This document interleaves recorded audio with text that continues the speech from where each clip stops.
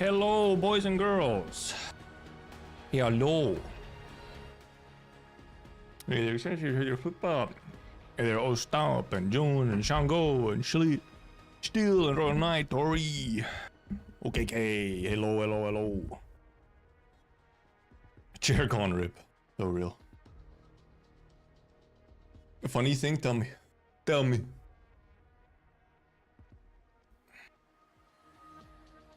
Can't figure if my camera settings are wrong, if my lighting is wrong. I'll have to adjust them at some point. I kind of forgot to adjust them before stream. I was supposed to mess with them. Oh, burn IDs. Hell yeah.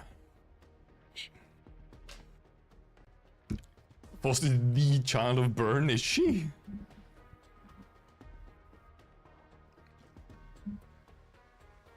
Is she? It is true that we are getting a Burn Faust. I did see, and also side ponytail. Oh, she was cooking for 9 months. Oh, right, yeah, she's cooking for 9 months, yes. I understand what you mean by baby or child.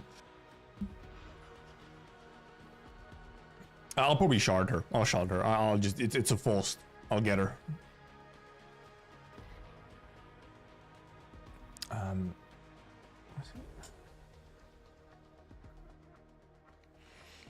Remember we're getting ego gear outside of ID outside of, well, yeah, because that's the thing. I thought I looked at the teaser and I was like, oh, it's like it's an ego.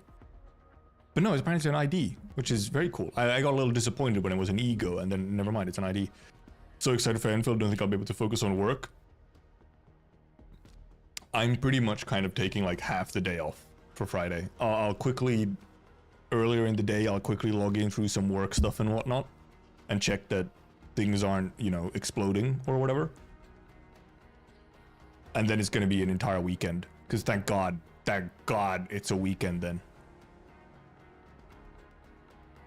And then we can, you know, it'll be a weekend, so all good.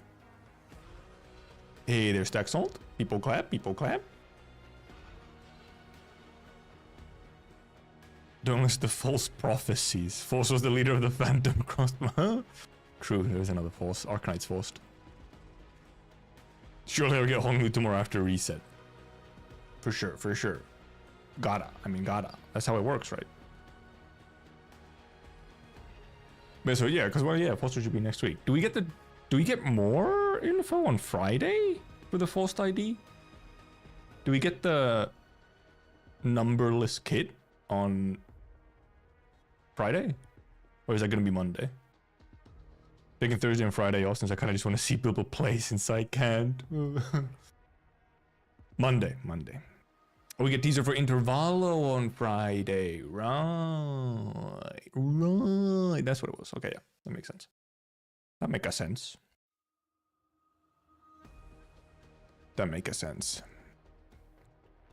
Checks out.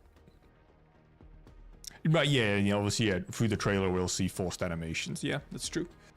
So kind of also slightly forced teaser. I mean, earlier on in a stream, like the previous Limbo stream, we did talk about like, oh, maybe I don't level up any more burn units. I'll just wait for like the next burn unit or whatever.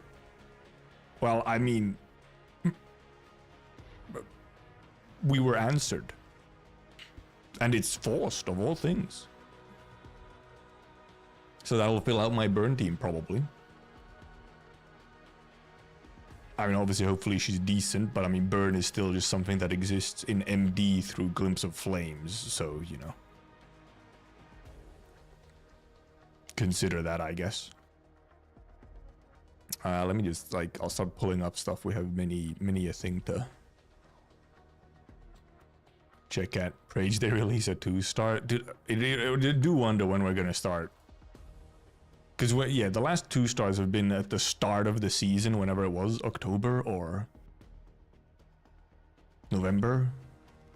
PM was watching your stream. They're listening, man. They're listening. Why they do that?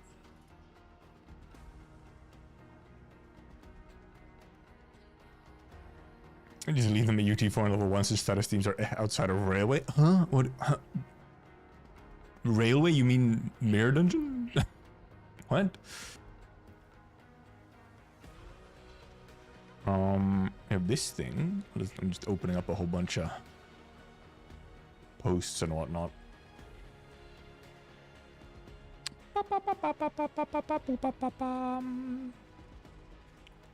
These are all these posts. Where are all the... I'm looking for all the lore posts. There they are.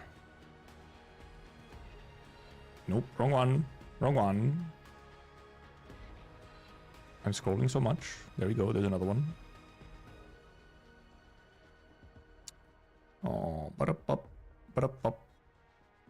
oh, this one. Oh yeah, the fix. Oh yeah, the lore post that they had to fix after people pointed out that they fucked up. Those silly people. Yeah, because now, yep, now we're okay. Yeah, now we're back to the actual posting of the original trailers. Yep. I thought consistently Heath just hits crits in 300 plus. Yep. Gun Heath is a thing. Got four full stop Honglu. Should have unsubscribed from Ria before pulling. Yeah, that's what caused it for sure. Gonna be absent on Friday just to watch someone play the beta test. Thank God my classes only start next week. So at least there's that. The classes will only start next week. I think my first class is on like Tuesday or something. So even Monday I sort of have off, but I don't actually have it off. But at least I don't have classes. I can only imagine where I'll end up once full release happens. A month off work. Use all of your holidays for the year. Either Unix? Did you not get access? No, I did get access. Like, what? Huh? What did you not understand? In the community post, I believe I say I got access. Did I not? Huh? Where are my community posts?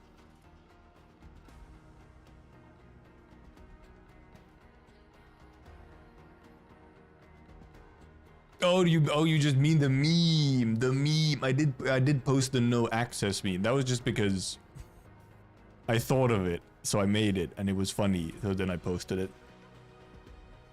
Just because there's lots of edits going around with the no access memeing. There's so many Ryan Goslings who are sad about not getting beta access. What's this post, yeah? It's fucking tiny here though for some reason. I don't know why it's so small. Fucking YouTube post, man. You can barely see it. Jesus Christ, there we go. I don't know, at some point this just popped into my head. It was like, I saw something and I was like, wait a minute, what about that Elden Ring meme? Then I just put it onto here. Boop, boop, boop, boop, boop, boop, boop, boop. Fucking zoom back out.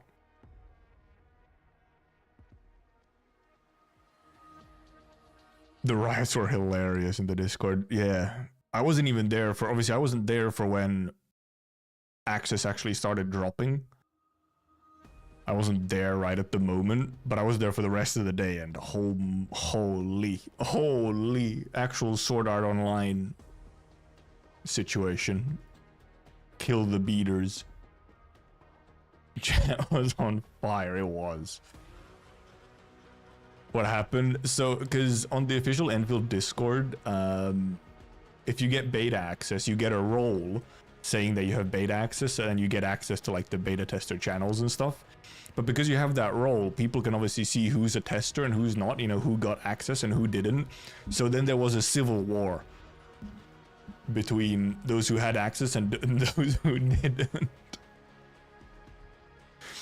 It's still kind of going on, but it has calmed down a little bit. But yeah, especially when the invites first started going out, it was wild. A lot of it obviously just memes, just for fun, because it's funny. But some people were genuinely like actually just civil war. And then yeah, because of that, there's a whole Endfield Sigma test movement.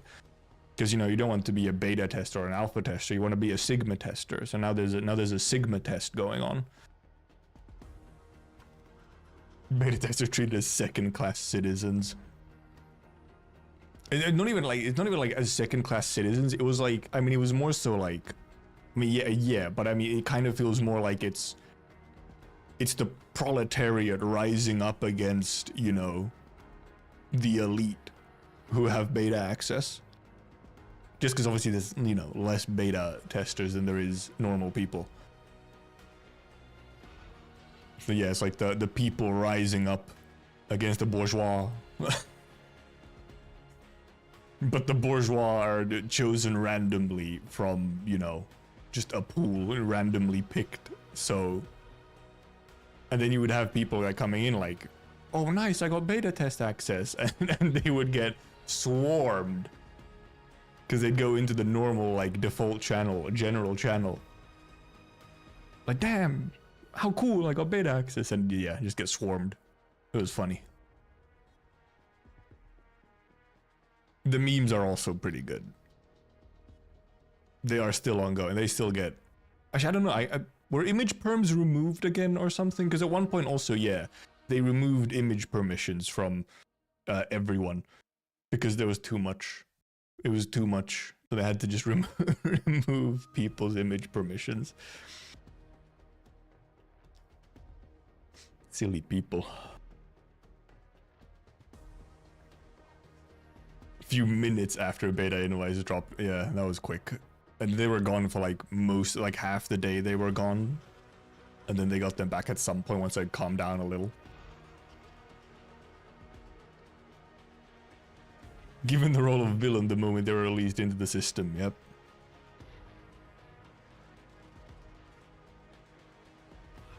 Bum. Bum.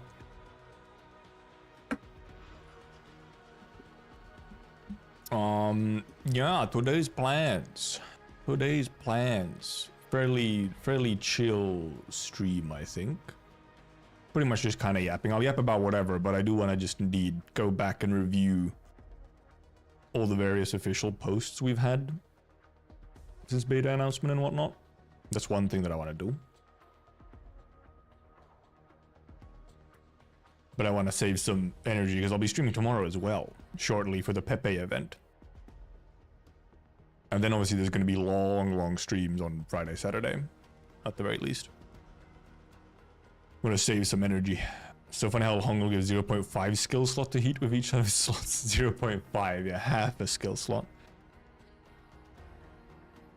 I'm about to recreate this sound plot. It already kind of did, that's the thing.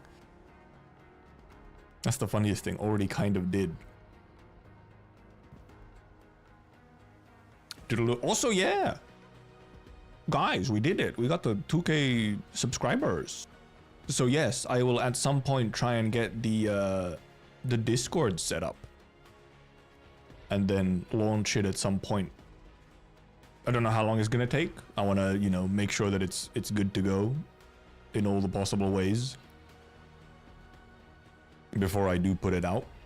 But yeah, at some point, probably within a month, we'll see. Depends on how much free time I have from during the beta and then with classes and work, but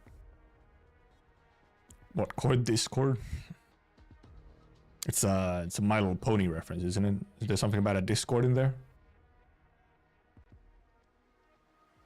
Narantuya and 50 pulls. I do hope I get Narantuya. I'm not gonna use any roles on the on tomorrow's banner, but I do hope I get Narantuya. She's cool. I like her. I don't even know actually how much I'd use her necessarily, but she's cool.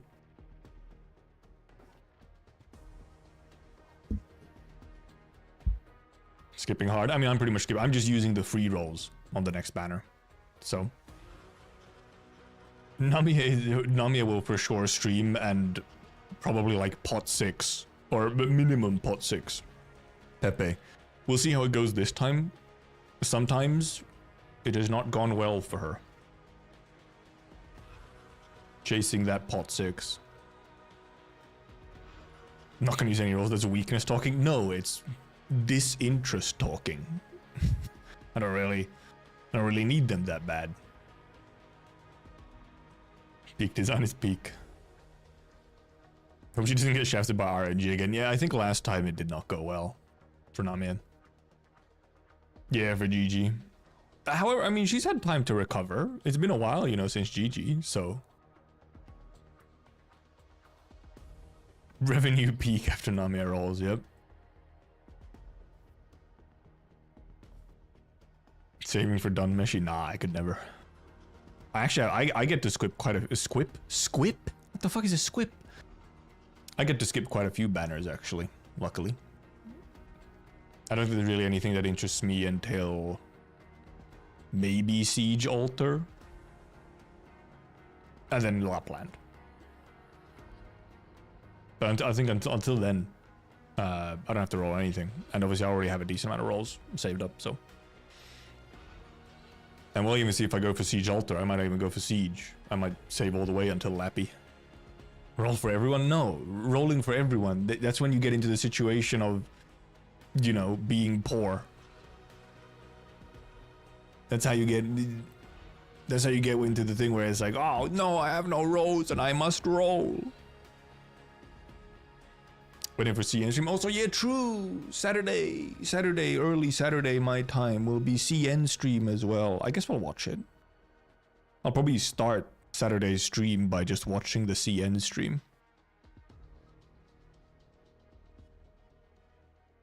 At least probably. Because I'm trying to remember when it is. I don't know, maybe I actually didn't. Maybe I didn't check the time for it. Trying to remember when it was. If it's around the usual time, then it's like 1 or 2 p.m. my time. Which, yeah, that's a decent time to just put the stream on for the day and watch the CN stream and then review that a little bit and then hop back into Endfield. We're really milking the beta. Absolutely, man. It's also just that, dude, I'm just excited, man. I'm hyped. I'm excited. I can't do nothing else. Tomorrow I can manage to distract myself for 2 hours as we do Pepe event. Am I gonna pull for Nymph? Nope. Don't think so. I'll do the Nymph event, obviously, and obviously we get IS5, so then I might do some IS5 streams and stuff, obviously, once that is up as well. So that can happen. Whenever, you know, they decide to actually release IS5, it's still going to be a while. Pepe event's 3 weeks, and it's probably after Pepe. So it's like at least 3 weeks, 4 weeks away. Extremely whatever about Endfield even more now after realizing that my wife Lappy wouldn't be there. Yeah, that would be unlikely. Lappy probably gets the died in Endfield, or died in Arknights award, or died in Terra award. Nymph is too cute for me to not pull. Fair. Yeah, I don't really care about Nymph that much. I also don't have, you know, the units that make Nymph work the best. I don't have Virtuoso and so on, so. Not that I really care about gameplay power, to be honest, but. I'll have time and resource to build Santala finally. Maybe I do need to. Wait a minute. Wait a minute. Give me just a moment.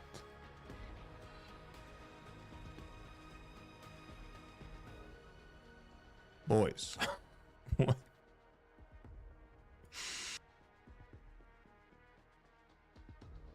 Is it gonna load?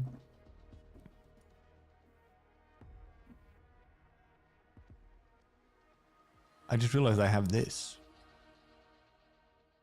I've been struggling because I'm like, I'll never get to use this.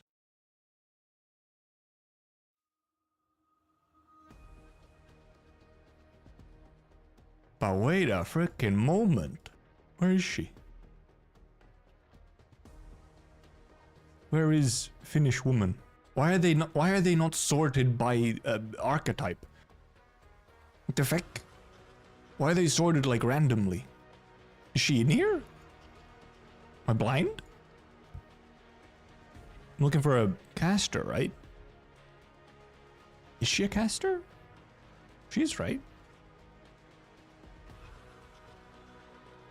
Use it on the most subpar unit ever. No, that's not the... See, it's not about being good. It's about sending a message. E2 Dagda. No. Where is she? What the fuck? She not in here? Oh my god, I'm blind. Also, why do they do it like this? Also, I don't even have sounds on. Wait a minute.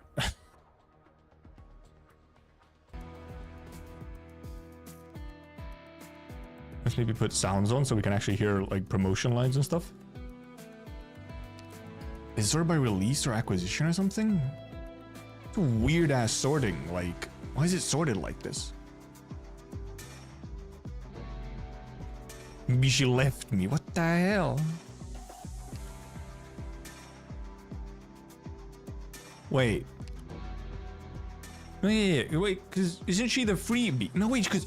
Wait, do I even have her? She's not the freebie from IS4. I don't have her.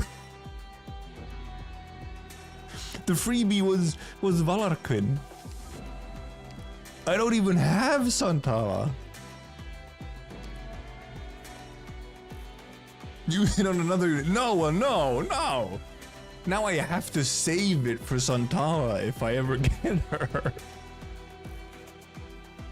I'm legally, nationalistically required to use it on based Ursus killer Santala. Yeah, no, I don't even have her, right? Because she's not the freebie from IS4. That's Valarquin. That's why I couldn't find her. Fuck my stupid Chungus life moment, actually. Oh boy, clues.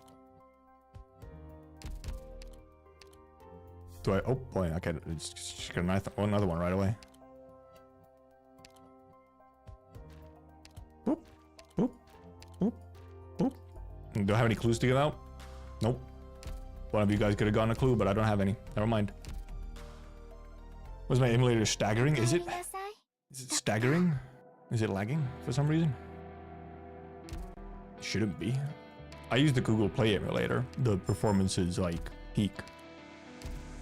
I still have some unread operator records from like chapter 14. As if after images? Oh, it does look a little laggy on. Why is it? I probably need to refresh some of these. Let me real quick.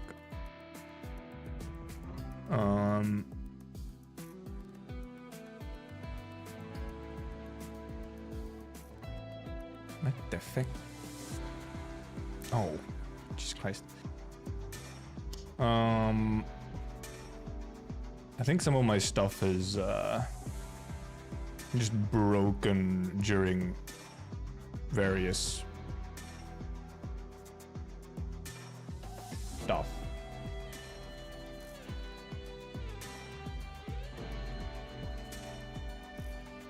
Where does it go there? It's very small. Is it still lagging? Okay, now it doesn't look to be lagging. Okay, I think, yeah, because it looked like low frame rate when I was looking at it on OBS. Like even on my end before encoding or whatever. Or like, yeah, it was just looking fucked up. Delete the account. No. Dude, Anya skin is so peaked though, it's real.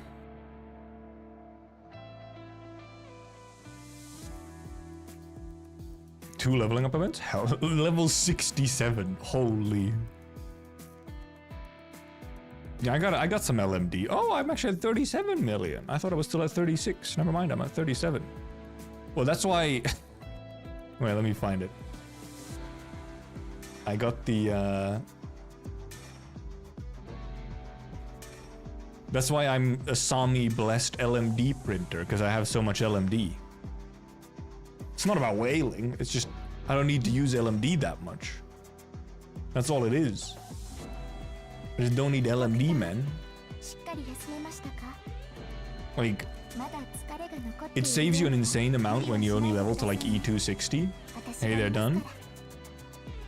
When you don't do above E260, it saves up a lot. of money. Even though I have all these 6 stars. Who's leveled up? Like, off-bird glitter, it's not hypergrowth gods, wow. Sacrifice a level 120 account for Endfield to release. Who's volunteering? I don't think even I could do that, man. I need this account for clearing story. Level 60 full gold circle. Yeah, meanwhile I go level 60 like minimum circle, but actually you could also go full gold circle. That's another aesthetic choice. Oh, you didn't? I didn't finish the Echoes of Terra then. Or I haven't done the things for it today. Well, we could do that.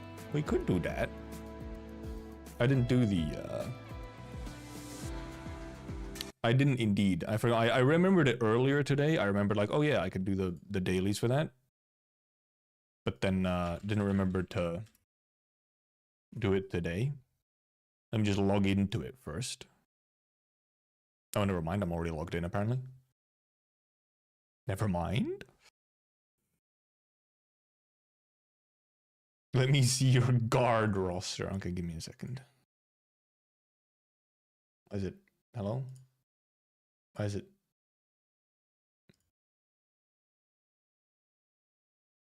Why has it decided to not show it? OBS, please. It has decided not to show Arknights anymore. It refuses to. It had decided that it's not worth it. OBS? Hello?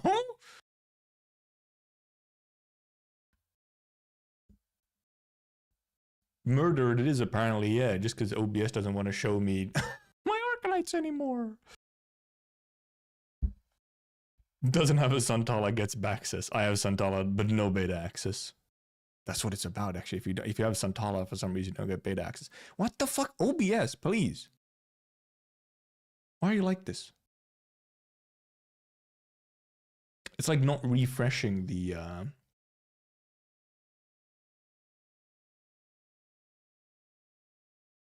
For some reason, it's not refreshing the capture. Interesting. Very interesting. Hello? Also, put on the Echoes of Terra music. It's so chill. Yeah, I run OBS as an administrator every time. Sometimes the game capture just bugs out. If it for some reason loses the capture and then like it has trouble refreshing it for whatever reason, I'll just remake it. Jesus Christ. Probably because I minimized Arknights, so then it lost the capture. Lost the capture because of that. Unless. Now it's not finding it even if I've remade it completely. Oh my god, it's so bugged out. Why is it like over there? Okay, it's incredibly confused now. What is it doing? What are you doing, OBS? Okay, give me a second. Why are you so confused, OBS? Why are you like this? What happened to you?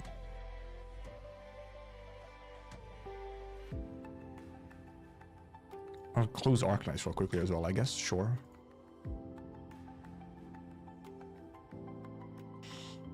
Yeah, I might have to quickly just grab display capture if it's not doesn't want to. You're stalling, so I won't see. Yeah, that's it. That's it. It's true. It's real.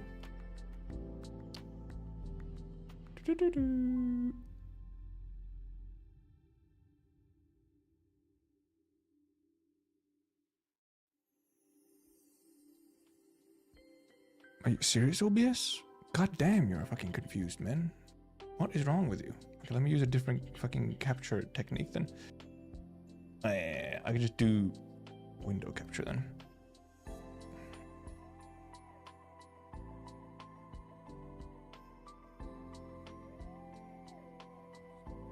What the fuck?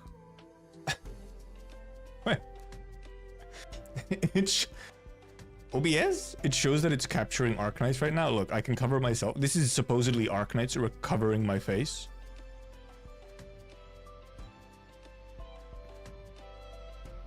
It's just black. It's just black. Okay, I guess fucking Jesus Christ. I hate using display capture. I'm paranoid about it, but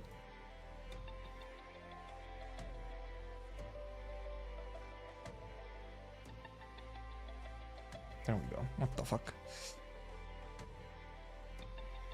My guards, huh? What about, and that's fucking not guard, that's guards. Oh, I pressed all again, that's why.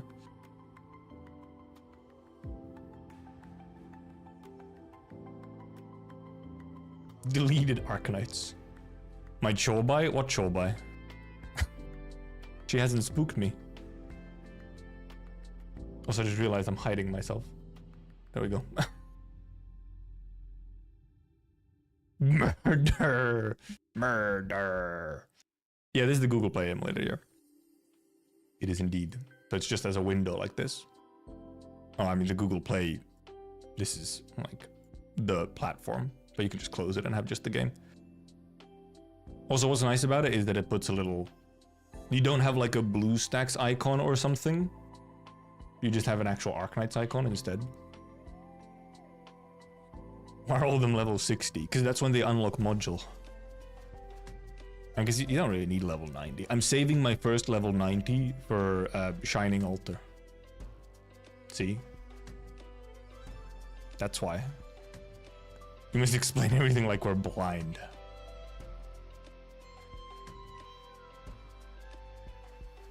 $500k LMD for 30 attack, yeah. The last levels do not give you a huge amount, but it's like, eh. And then because I like having stuff at even levels, so then if I make some of them 90 and then some of them 60, it feels annoying.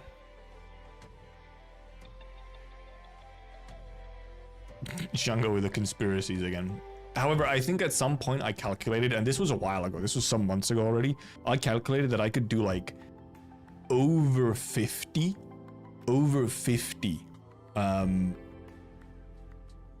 I could level up over 50 of these. No, wait, no, was it? Fuck, I can't remember what the math was anymore. It was either like over 50 E2 90s from 0 with my current stacks,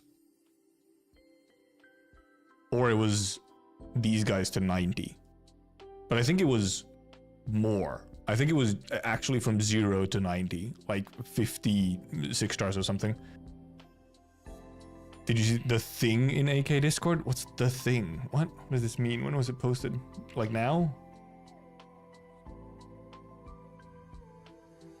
What's the thing? Oh wait, oh, AK Discord? I don't think I'm even in, I'm not even in Arknights official, like the basic community Discord. I'm not even in there. So now if it's in there, okay, no, this, no, I don't know what you're talking about.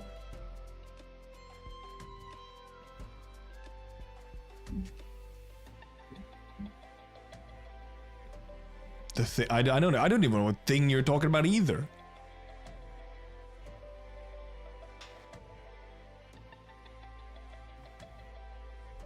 The thing is very spicy. What does this mean? He talks in riddles. I'll ping you and you'll see. Wow, okay. What are you doing to swap Irene with Dejan? I use both of them sometimes. I like both of them. That's why I have both of them. Shaking my head. Oh, it's in the thread? Oh, I'm not in the thread. I'm not looking at the leaks. So I don't need to look at them right now. I have no reason to.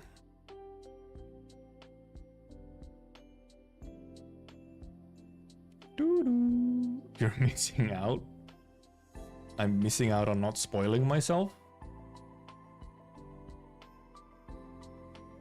Also, yeah, it is true. Renegade might just be trolling again anyway. He would do that. We can return to regularly scheduled content, maybe. Let me move Arknights out of the way. No one trusts you. You have cultivated this situation of no trust, okay? You have brought this upon yourself. You can blame no one but yourself. So... And yeah, I used up the rest of my attempts yesterday. Oh, I missed one over here. I didn't even notice. When did I ever troll? How many examples do you want me to bring up? I have a list of them. I mean, Degen is highlighted. That was true. Degen was highlighted because the highlighted operators are, you know, so that I can easily access them and clear a map. Try to bring up one. There's no way, brother. You post. Go to Renegade's channel. Click on videos. Currently the second most recent upload is him trolling someone. It's that easy.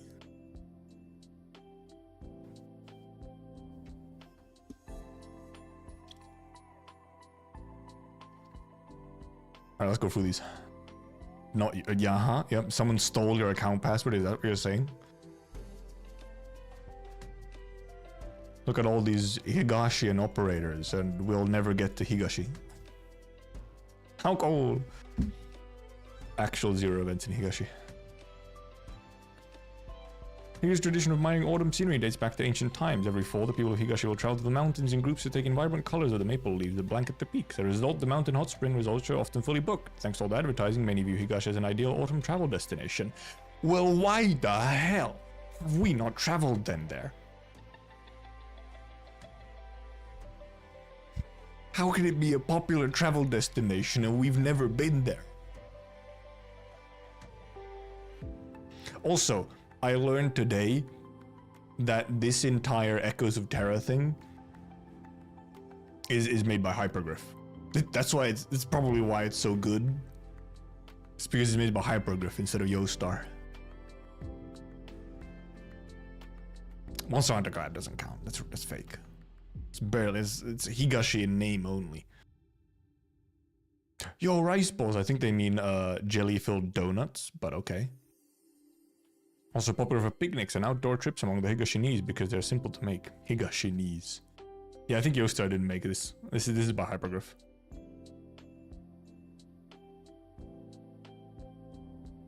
At least if Cookie is to be believed. I just watched Cookie's newest video, and in there he mentioned that it's by Hyperglyph. What do you mean rice balls are donuts? What do you don't you know? It's jelly-filled donuts. Renegade doesn't know. Point and laugh. He doesn't know about jelly-filled donuts. Point and laugh. Haha. Ha ha ha.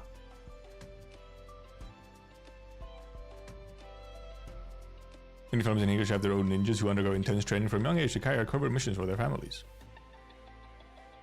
He doesn't know. Following the recent boom in Higashi's entertainment industry, there's been a surge in ninja-themed content for ninjas in movies, anime, and games.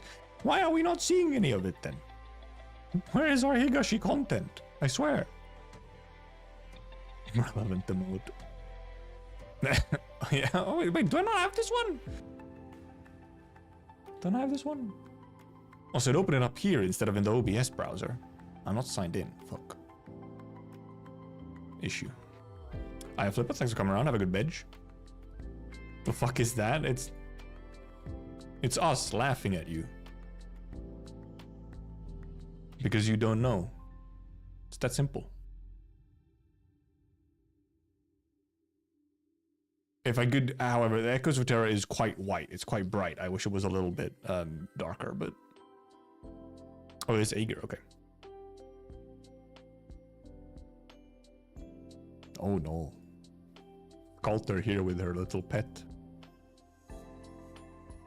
Oh yeah, the Abyssal Hunters were somewhere else separately.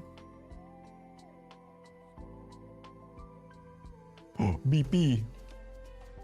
Pet. Oh yeah, the Abyssal Hunters were in Iberia.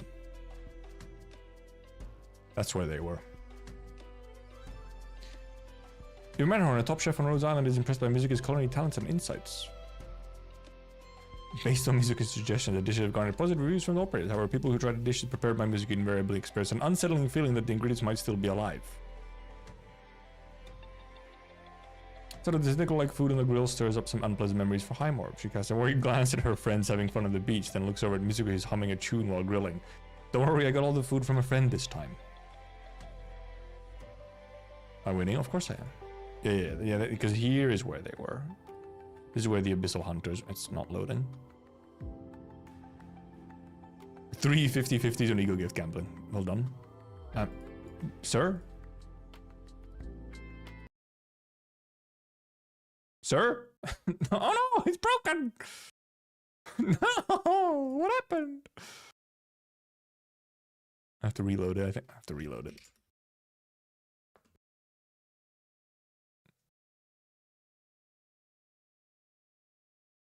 Checking my head. It fucking broke. What the hell was that, man?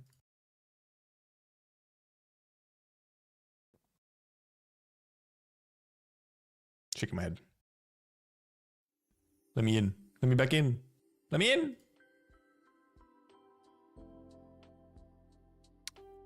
Oh yeah, there was a drilling stone web Banter. Yeah, we didn't. I never got.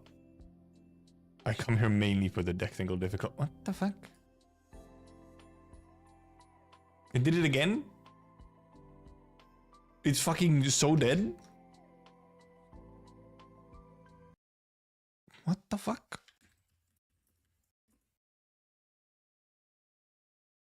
It's... What the fuck? I might have to... Let's see if I have to clear the cache for the tab.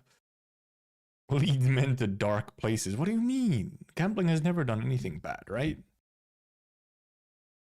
Oh, we get the Lappy Web comic event. Oh yeah, for sure. How could they not, man? It's the new PC. I gotta buy a new one. Let me in. Oh god, is... Okay, Oh, yep. Let's just clear those. Let's clear those cookies and so on. Maybe that'll fix it. Yes. I have to fuck. I have to log in again. Well, I'll have to.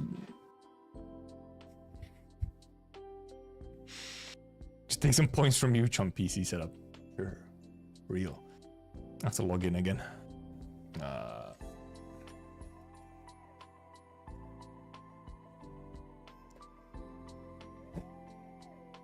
Why does Yostar have this stupid email fucking OTP sign-in bullshit, man? Why are they like this?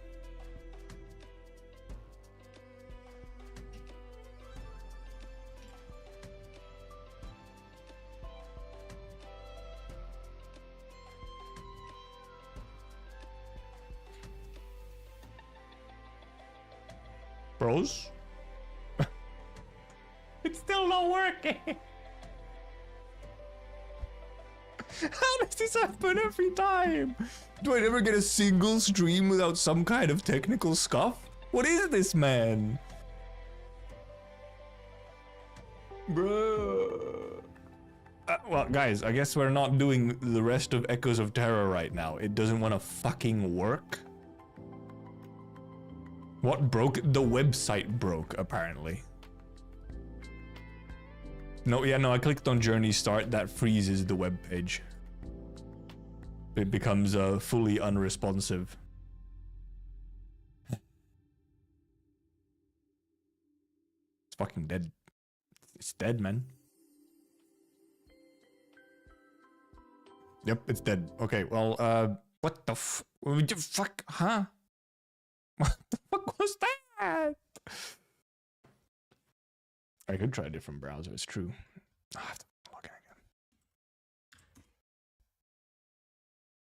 again.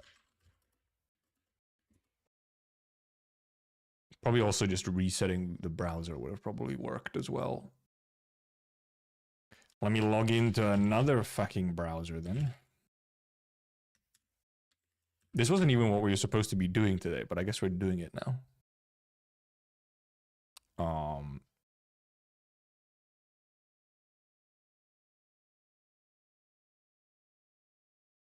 We're doing it and we're getting into fucking piles of technical difficulties because of it. So, you know, fantastic. I loaded in here. It loaded in here. It loaded in here. Give me a second. Oh.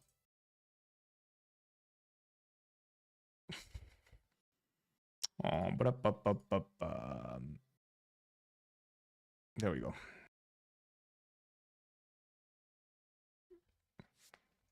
Actually, show my verification. Thank God I already used the code. Where's the fucking tab? There it is. Where were we? We tried to look at Iberia and it just fucking killed itself. So let's not do that this time. What's the next area? What is this? Oh, Siracusa.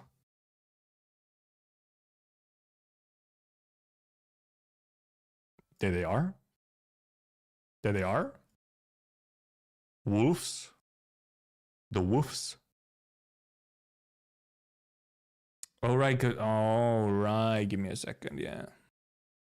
The music for this browser is not going into where it should be. That's why. Where is it? There it is. Thank you for the notification of no music.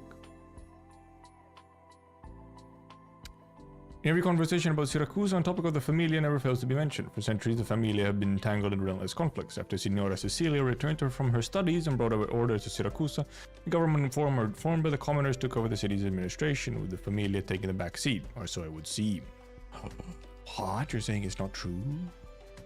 At first, Exa thought Laplan was just an assassin sent by one of the Siracusa Familia, and her relentless pursuit was simply part of her job. Exa soon realized that things were more complicated than she thought, as no assassin would repeatedly show up so directly and blatantly cause trouble for the target. Hey, is the judge on your case from your Familia? Can't believe you were acquitted after working the restaurant right in front of the owner. Because a Victorian idiot that broke the pasta before cooking. If he found me guilty, it would make enemies not only the Familia, but the entire Siracusa. Fair, reasonable. Like, somehow this is also Siracusa? Just like the field. That's kind of cute. It looks like she's walking through the field at first, and when you click on her, she's like floating instead. Cause she can float. It's Gilberto! No way, she's in here? Every catastrophe messenger knows that traversing the wilderness is dangerous. Catastrophes strike more frequently in Rimbiliton, while in Ursus you need to watch out for aggressive vagabonds and mercenaries. As a Siracusa, the wolf packs formed by Lupo's beastkins have been roaming and fighting in the wilderness for centuries, and they would be more than happy to make wandering catastrophe messengers their next target. Good. You know very well we're running out of time. We've got to get to the meeting point as soon as possible. Running out of time because you overslept. If Brock and I hadn't forced our way into your room, you'd be still snoring your head off, and this is no excuse for cranking up the engine for triple speed. Where's Shining? Probably in like fucking Kazdel or something. Actually, no. Wait a minute. Might be in... No, okay, not in Kazimierz, at least with Neo over there. We'll see where Shining is, actually.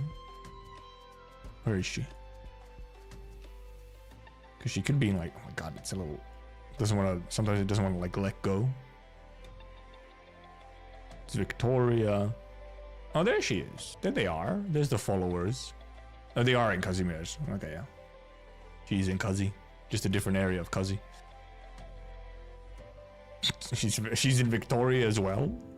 I mean, Neil is in two places. It's a different Neil, but...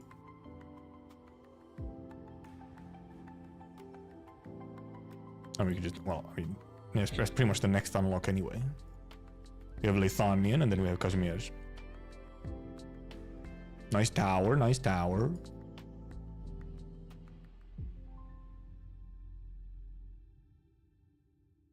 Viviana over here alone. Lethania is a powerful kingdom of warlocks and spires built on original arts. Its illustrious history and rich artistic culture have left a profound impact on all of Terra. Lethanians have long held knowledge and art in high regard, favor expressing their emotions through art, particularly their classical music, rather than with words and debates. Recently, a group of musicians who call themselves the Midnight Faction has appeared in the capital city of Zwillingsturm.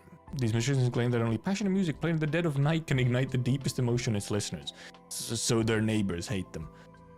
An objective they have clearly achieved, given the numerous complaints that Gendarmeria received from the local residents about the noise. An investigation into the matter is now underway. The sky is blue and fine, the breeze lulls by in song. The river murmurs clear, my heart is filled with hope.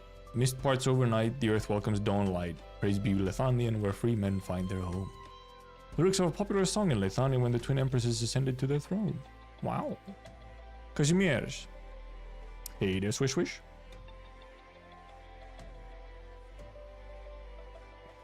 Squirrel and funny horse. Why does it's Granny, Ashlock, and bird. Oh yeah, robot who doesn't fucking robot. Give me emotions, robot.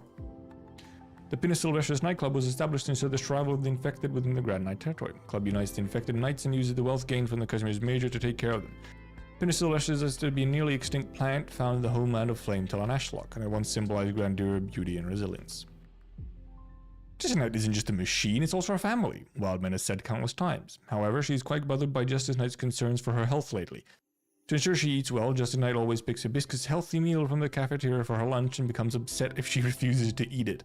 Not knowing how to handle this, Wildman has reached out to other Pinus Silvestrius members for help. Or Hons. Yes, the Penis Knights. Senami, Platt, Lawyer. Meteor? What's she doing here? I guess she's a horse, yeah, but... Known as a country of knights and commerce, Kazimierz is governed by the Adeptus Perfect pronunciation, by the way. Kazimierz, A-S-K, ask.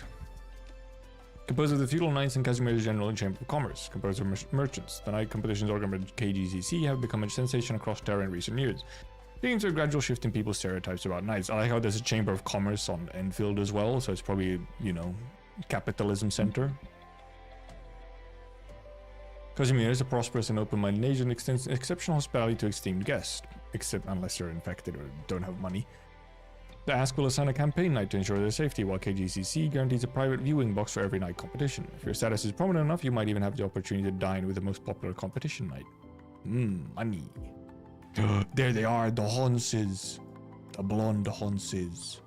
Uncle. Hello, uncle. Hello, uncle. Most probably means just as in justice. They're super just, for sure. I guess they're a little bit, well, okay, yeah, no, they're more just than, you know, the Chamber of Commerce, at least. After the disappearance of the Knight Primus and the passing of old Pegasus Kirill, Bonar II son of the Neil family declined the invitation to join the Knights Association. The Neils, once an illustrious aristocratic family in Kazimierz, were on the brink of losing their noble status. However, when Margaret returned and became a two-time Kazimierz Major champion, things quickly changed. Believing that all things have their price, Kazimierz has had to reconsider its stance toward the Neils. Before Belenstein finalized the agreement with Rhode Island, also Kazimierz has 4 pages. Wishlash, who claimed to be relative instead on visiting Rhodes Island to inspect the workspace and living conditions. She even warned the HR department that she would take Neil and Blemishan away if she found out they were mistreated. However, some operators revealed that Wishla had recently inquired the logistics department about setting up a weapon workshop on the ship. She seemed to be quite satisfied with Rhodes Island after all. The one unwavering principle of knighthood is to always aid those in distress and defend the powerless. Standing by the weak means facing frequent defeats. Rather than savoring victories, I believe that enduring defeats is the most essential quality of a true knight.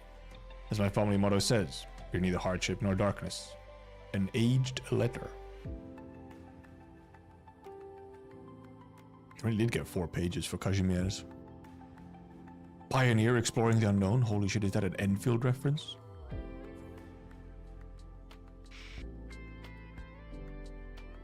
Looking at all the signs. BOC. Coral Coast over here.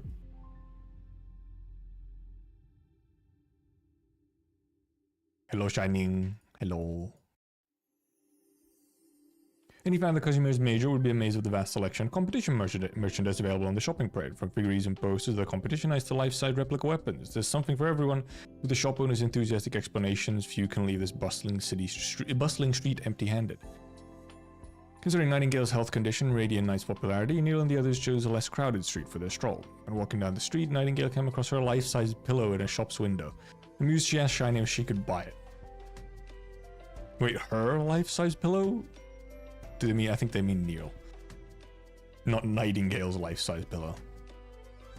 Who will emerge victorious in this battle? The Scrap Metal Knight or the Red Lotus Knight? Your terminals are now open. Will you place your bets on the contestants or purchase supplies? The fate of the knights is in their hands. And yours. Dude, Gamba, sports Gamba. Victoria's gonna be big as well. The meat canoes. Skyfire, no way. Mint, no way. Granny, no way. Wait, why is Granny in Victoria?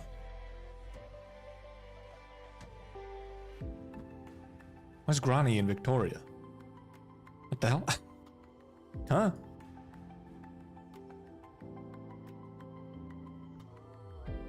When Quirkus first opened the Green Spark in the infected community of Caledon, she intended to be an arboretum and a lighting shop. It has become a popular spot for people to unwind and socialize instead, thanks to Quirkus' friendly personality and winemaking skills. Many have asked her why she chose to open the shop in the infected community, and this is always quite straightforward. Because I like it here. Good assembly of characters here. Yeah, there's a couple here that are like, same energy. Oh, well, partially because, you know, 4 of them are cats. She was mounted police. Oh, did she appear in the GG event? I completely forgot that she appeared in the GG event. I thought she was a Kazimier's police horse, not Victorian. I was editing into my PC, crashed. Goddammit, it's your fault. Renegade, you're the reason that my browser froze and I had to change browsers to finish the rest of Echoes of Terra. It was you. You cursed me. Can't believe it. How could you do this to me? Rumor has it that Min has a book that bites. If someone flips through its pages just for fun, it will give the person a merciless bite. Min says the bite doesn't cause any life-threatening harm, but it's extremely painful. Worse than stubbing your little toe on a cabinet. That's pretty bad. You from Owenwinter is a Victoria? Yeah, for some reason, I completely forgot that she's a Victoria mounted police. I thought she was like, at some point I'd filled it in my brain that it was, you know, Kazimier's mounted police and not Victorian mounted police. What if a Karanta rides a horse? They ride themselves. They like the wind. Streamer forgot first event of the game. Yep, pretty much. Is it offensive to call them a cowboy girl? It might be, considering, you know, if there's no cow. Do we have any cow operators, like people? Have we seen any cow characters? I mean, sorta, because like we have, you know, we have the race that they would be under, probably. Because we have like bull. Do we have bulls and stuff like that? So, because yeah, side rocker. What's side rocker's race again? Like, what's the actual race name?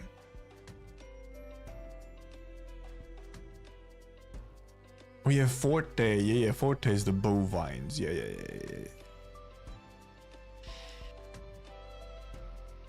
For how much have we been fighting Sarkis in Act 2? I've been thinking of that whole region as Khazadal instead of Victoria. Kinda real.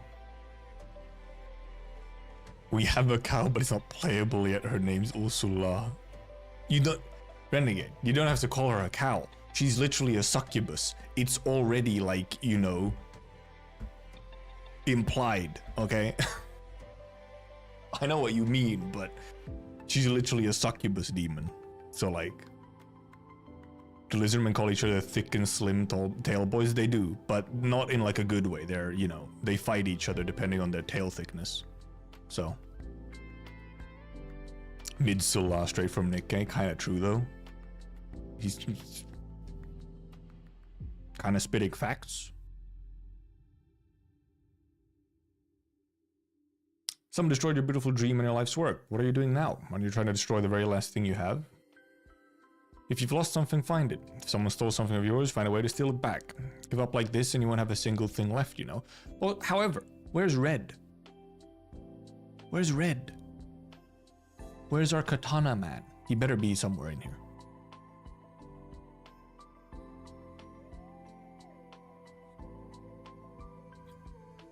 No, Breeze.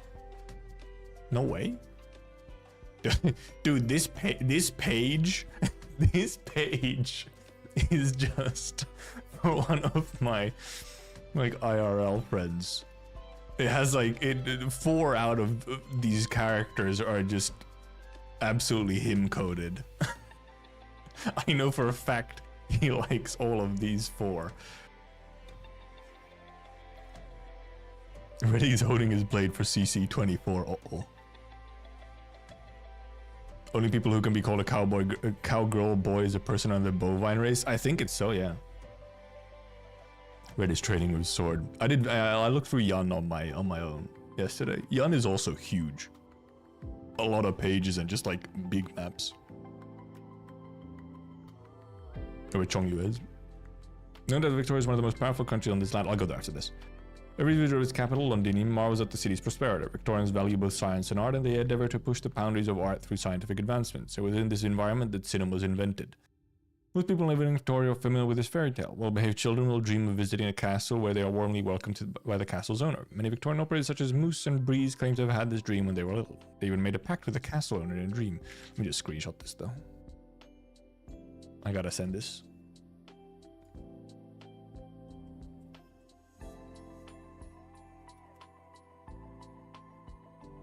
Let me see my wife. You're calling Chongyue your wife? Not your husband?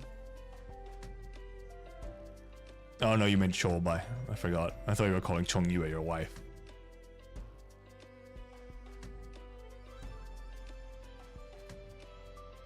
You can go look at Shobai yourself, brother. Why do I have to go there to look at it? Shaking my head. Why is she your Chongyue? She sure is. Dude, she's been taking. You're cooked. It's them, the Glasgow gang, and her. If not for Shu, Chongyue could have been my male wife. I don't know how good he is at cooking. Have I missed Lin or Surtur? Lin you have. Actually, no, you have missed Surtur as well. Where are they? Lin is obviously somewhere over here. Where is Lin? And Lin is here.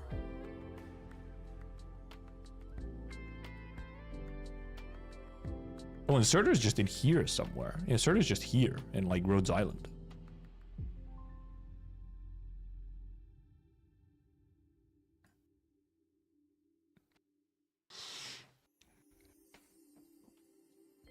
Thank you. He got what he needed. Morgan has talked about her plans after returning to the Slobber Knocker, thousands of times to her friends, spending the first night piling into that snooker place to play until the sun came up. Then go drinking next door until it all went dark, or go to the video place and reserve all the seats, end up watching 10 whole movies in a row. That's a lot of movies. And then finally throwing a party to celebrate the new members and the return of Siege and herself. But now, all those plans have fallen through. Yeah, you think? I hope that everyone's wishes come true, that everyone can be happy, safe and healthy, to live their best lives, every single one. I hope no one will suffer anymore or be tortured. Everyone should be smiling and all tears should evaporate. Evaporate off this great land along with hunger. I hope that all of this... I hope so too. Messages on a wall in Norport. We were here already. Yeah, this image is a little... This one's rough. There's a, you know... I realize it's only playable characters here, but there's a character missing here. Yeah, missing 2 more people actually. Baird. A rip. Oh, it's her. And Feist. And Heidi. And fucking Rock. Where's Catherine, huh? Checking my head. Yeah, I've seen also ideas that that was probably, that could have been Baird's message, yeah. There are very few professional combatants among the members of the Londinium Citizen Self-Salvation Corps. As the name suggests, most members are laborers, students, street vendors, ordinary citizens driven solely by their determination to fight back and protect their homeland. When Heidi attended the Self-Salvation Corps talk for the first time, many were wary of her presence, seeing her sophisticated appearance and elegant demeanor. They thought she was noble there to look for... They thought she was a noble there to look for trouble. Jesus Christ. However, after speaking with Clovicia, the leader of the Self-Salvation Corps, Heidi became a member of the group. During the special operations in London, Stainless was the first Self-Salvation Corps member to extend a hand to Rhodes Island.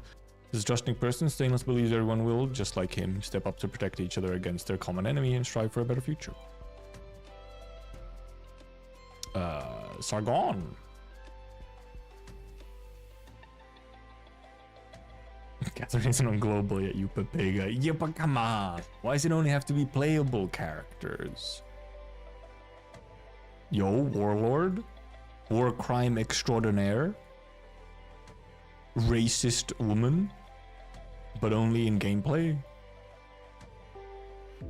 Racist spotted and Todd, yeah. Todd.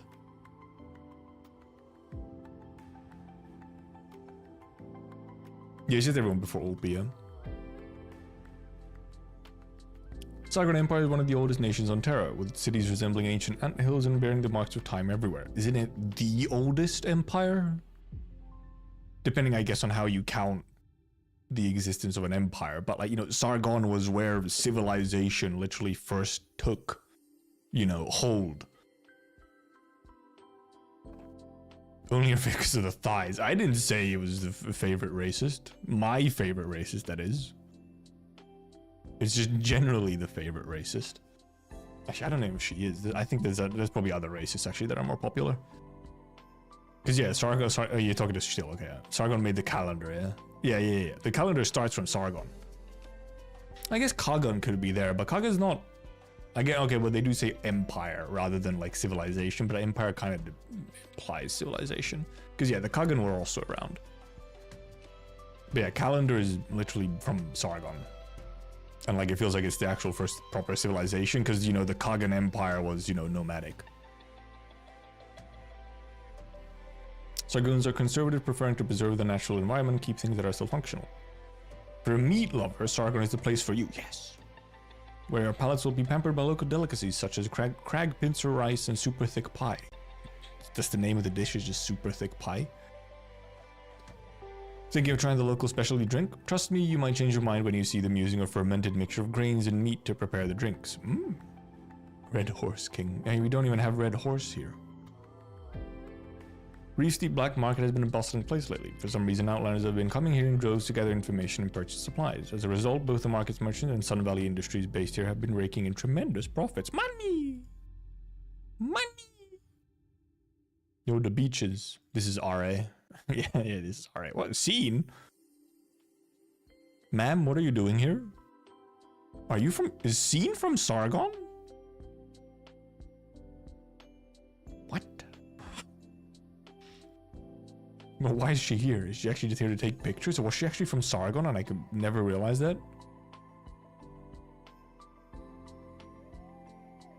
Taking photos of metal crabs that resemble bird and beast, finding the foul beasts that burrow the sands to build underground nests, and investigating the mysterious silhouettes around the phone hotlands. Cornelia has devised a detailed plan for Asbestos and Scene's adventure in the Sargon Desert. Under her guidance, they'll be able to achieve the goals she sets for them while avoiding the dangers lurking deep in Sargon. She is Sargon? What the hell? How did I miss that? I guess I just never looked at it. I assumed a sloth wouldn't be from Sargon. Somehow. But now that you think about it, no, they do kind of live in the tropics. I still didn't think of Sargon as the place for a sloth somehow. But now that you think about it, where else would a sloth fit? So, fair enough. Remember to wipe with a soft cloth, apply essential oil to it, clean it with a soft brush, then polish with a sander. Miss Beeswax, there's no need to care for my horn so thoroughly. You know, people used to describe my horn as odd. You have a gorgeous horn. It's plump and shiny. With proper care, it'll look even better. By the way, you can try it on your tail, too. Oh, Estelle. Also bird. Oh, the Durans. I guess they are under Sargon, true. Or at least some of them are. Flint! Hello, small bird woman. What are you doing, Flint? She's like looking into a cup? What is she doing?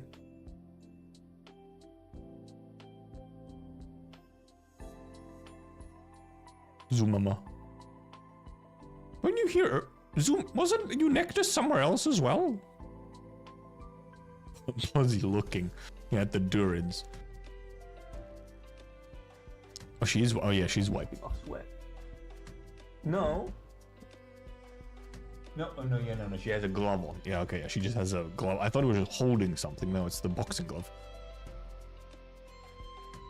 The Durans of Zerwertza don't view the crackling of the dome as a disaster. Instead, they have built a giant water slide on the great aqua pit formed by the cracking. According to the slide's designer, Catch Light Trace, I forgot about the Duran names. They're funny. Slide is 610 meters long with 26 turns and 17 water jet mechanisms. It also includes a flow control valve, allowing kids to enjoy the slide safely. Right, there's still time. Minimalist is working on his design on the beach. After meticulous calculations, he figures that the next high tide in the Great Aqua Pit will occur in 37 minutes. This gives him plenty of time to finish his work and take a few photos. However, he fails to notice that Tomimi and Gavial are about to start the 53rd water slide race, meaning the waves will strike the beach soon. Rip. Ripperoni. You can go over here and then go into the middle. This is Bolivar. It's obviously Wet Chen. Oh, yeah, she's from Bolivar as well, yeah. Oh, dude, this statue. I forgot about the fucking weird-ass dog statue, man. What is this thing? Who thought this was a good idea? And La Pluma as well, yeah. Desolis, the capital of entertainment, is a vibrant hub for tourism, commercial and recreational hub boasting the one and only artificial sea in Terra. Desolis Warrior Champion event is a must-see for anyone visiting the city. During the last Desolis Warrior Champion, a massive explosion took place on the cruise ship that hosted the finals. When the event concluded, Mayor Candlewood decided to rebuild the luxurious cruise ship, which was once a landmark of Desolis. Whose idea was it to put that enormous Perro statue at the bow of the ship? Exactly. Shh, I heard it was designed by the mayor herself. Oh. Did you mess with the proportions? It tastes like fruit juice. Haha, you got it. It's fruit juice, indeed. Non-alcoholic. What the fuck? How dare you? How dare you serve non-alcoholic? Yeah, it's the last area. Okay. Oh yeah, we have one left. Siesta. Sheep. Sheep. Why can I not click on sheep? Let me click on sheep. I bet ya. Pun. I guess Wishlash, yeah, is indeed technically from Siesta. Yeah. Anyone who loves music would find it hard to turn down an invitation from Siesta, as its Obsidian Festival is at the forefront of Terra's music scene, featuring renowned artists such as AUS, DDD, and the Emperor, who are set to dazzle the audience with their exceptional performance. That really was a mark, though. The second event in the game's history is a music festival event. They were telling us that they're actually just a music company in disguise.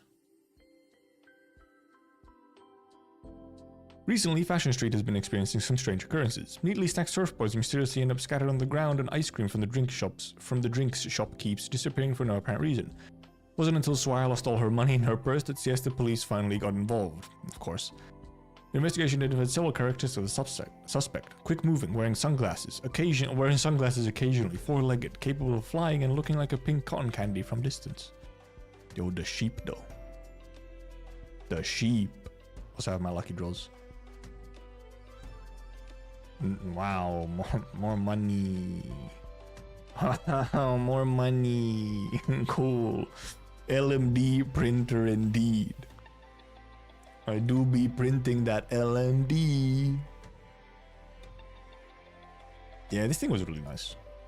Mr. Krabs, real. Yeah, this is a cool one. I hope they had something like this every year, like something similar, because makes sense why this would maybe be like a 5th anniversary thing. Actually, wait, was this one on CN at all? Or was this actually for global? So let's see if Iberia loads. Oh, because I was in preview mode, that's why. Yeah, we need Higashi and Minos, it's so true. I think it was on CN, okay. Because obviously it makes sense why this would be like makes sense for this is a slightly higher effort, like anniversary little web event. Makes sense it would be 5th anniversary. Enfield drop mid-year, it's most likely weak chance we get a music festival and immediately in it as well. I don't think so. I think Enfield events are going to work very differently from Arknights. They're not going to be as seasonal as Arknights, I think. Because they're going to be somewhat less frequent. And you don't have a whole bunch of very different nations and locales to be in. Especially at the start of the game. So I think events in Arknights will be, or in Enfield, will be very different. They won't be as seasonal as they are in Arknights. And yeah, here's Iberia. As I'll look, Lumen Irene, it's real, it's canon, they're here, Lumen Irene.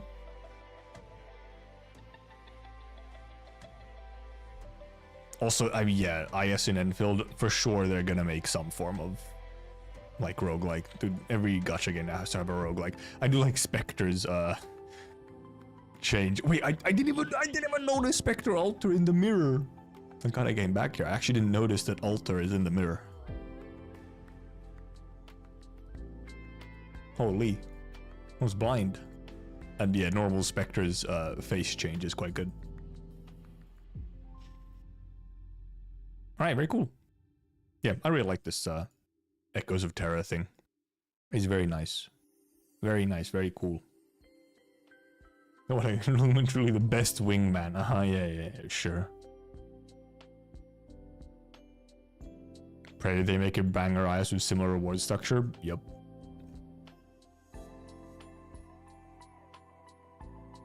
Herby's unique setting and enemies and mechanics like current AK? Yeah. It would be nice if they continued sort of the unique mechanic stuff for Endfield, which for example, actually, I think, you know, I'll also go back to where we were originally. I think, for example, one thing that might actually help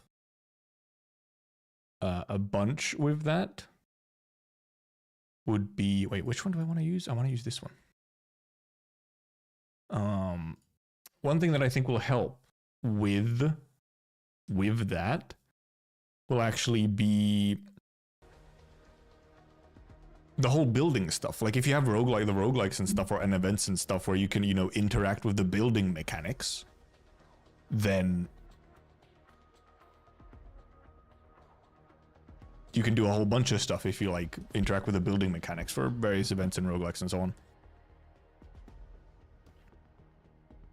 Now that clear this roguelike 3 times a week that HSR has, it doesn't. You just clear it once a week, but well, you used to have it clear. You used to have to clear it a bunch. Now you just clear it once.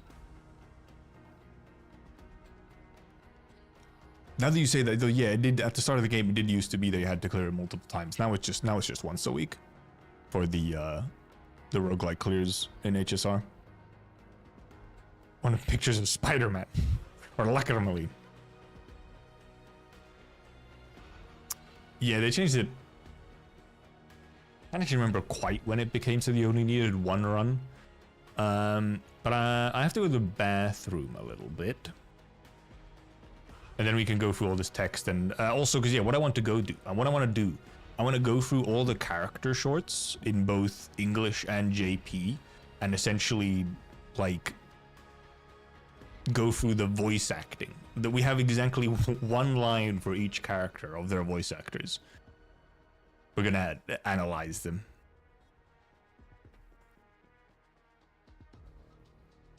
Show us Chair. Yeah, you'll get to see Chair. I'll be right back, okay? Yeah, I get to have with Chair for a while. I'll reach out when I get back, obviously.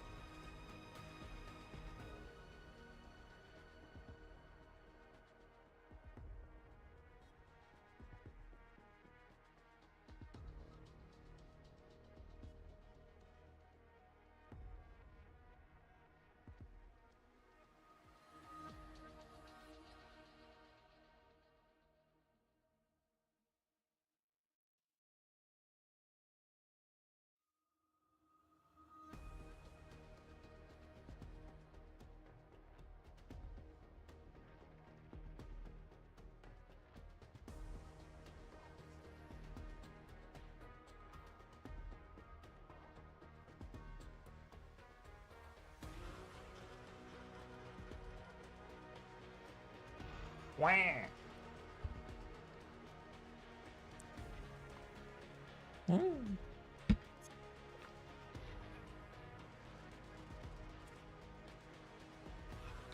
back, we're back, we're back.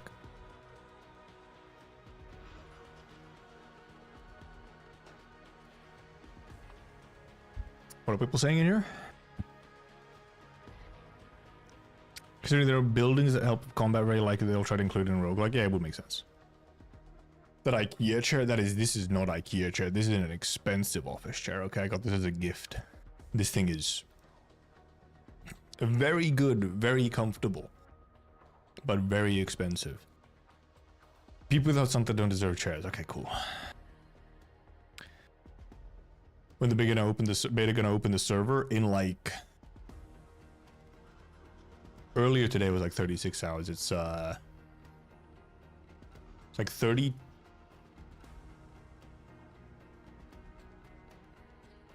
hours or something, I think. Standing desks are quite popular. I actually have a standing desk. I have some cables that aren't long enough currently. I need to get new cables. They're not long enough for me to put my desk into standing mode. A chair managed to deal with no technical mishaps. Cool. Did they remove loading screens? I believe they're trying. Yeah, they were at the very least. That is their goal, is to actually remove loading screens between maps. Yeah. But yeah, it's like when you're crossing between major areas that you wouldn't get like loading screens and so on. It was in the interview that was posted, which we actually could go through again. The interview. There was the interview that was posted and translated. I think it was in there that they said something about the maps and the loading screens. We can go look at the interview actually, sure.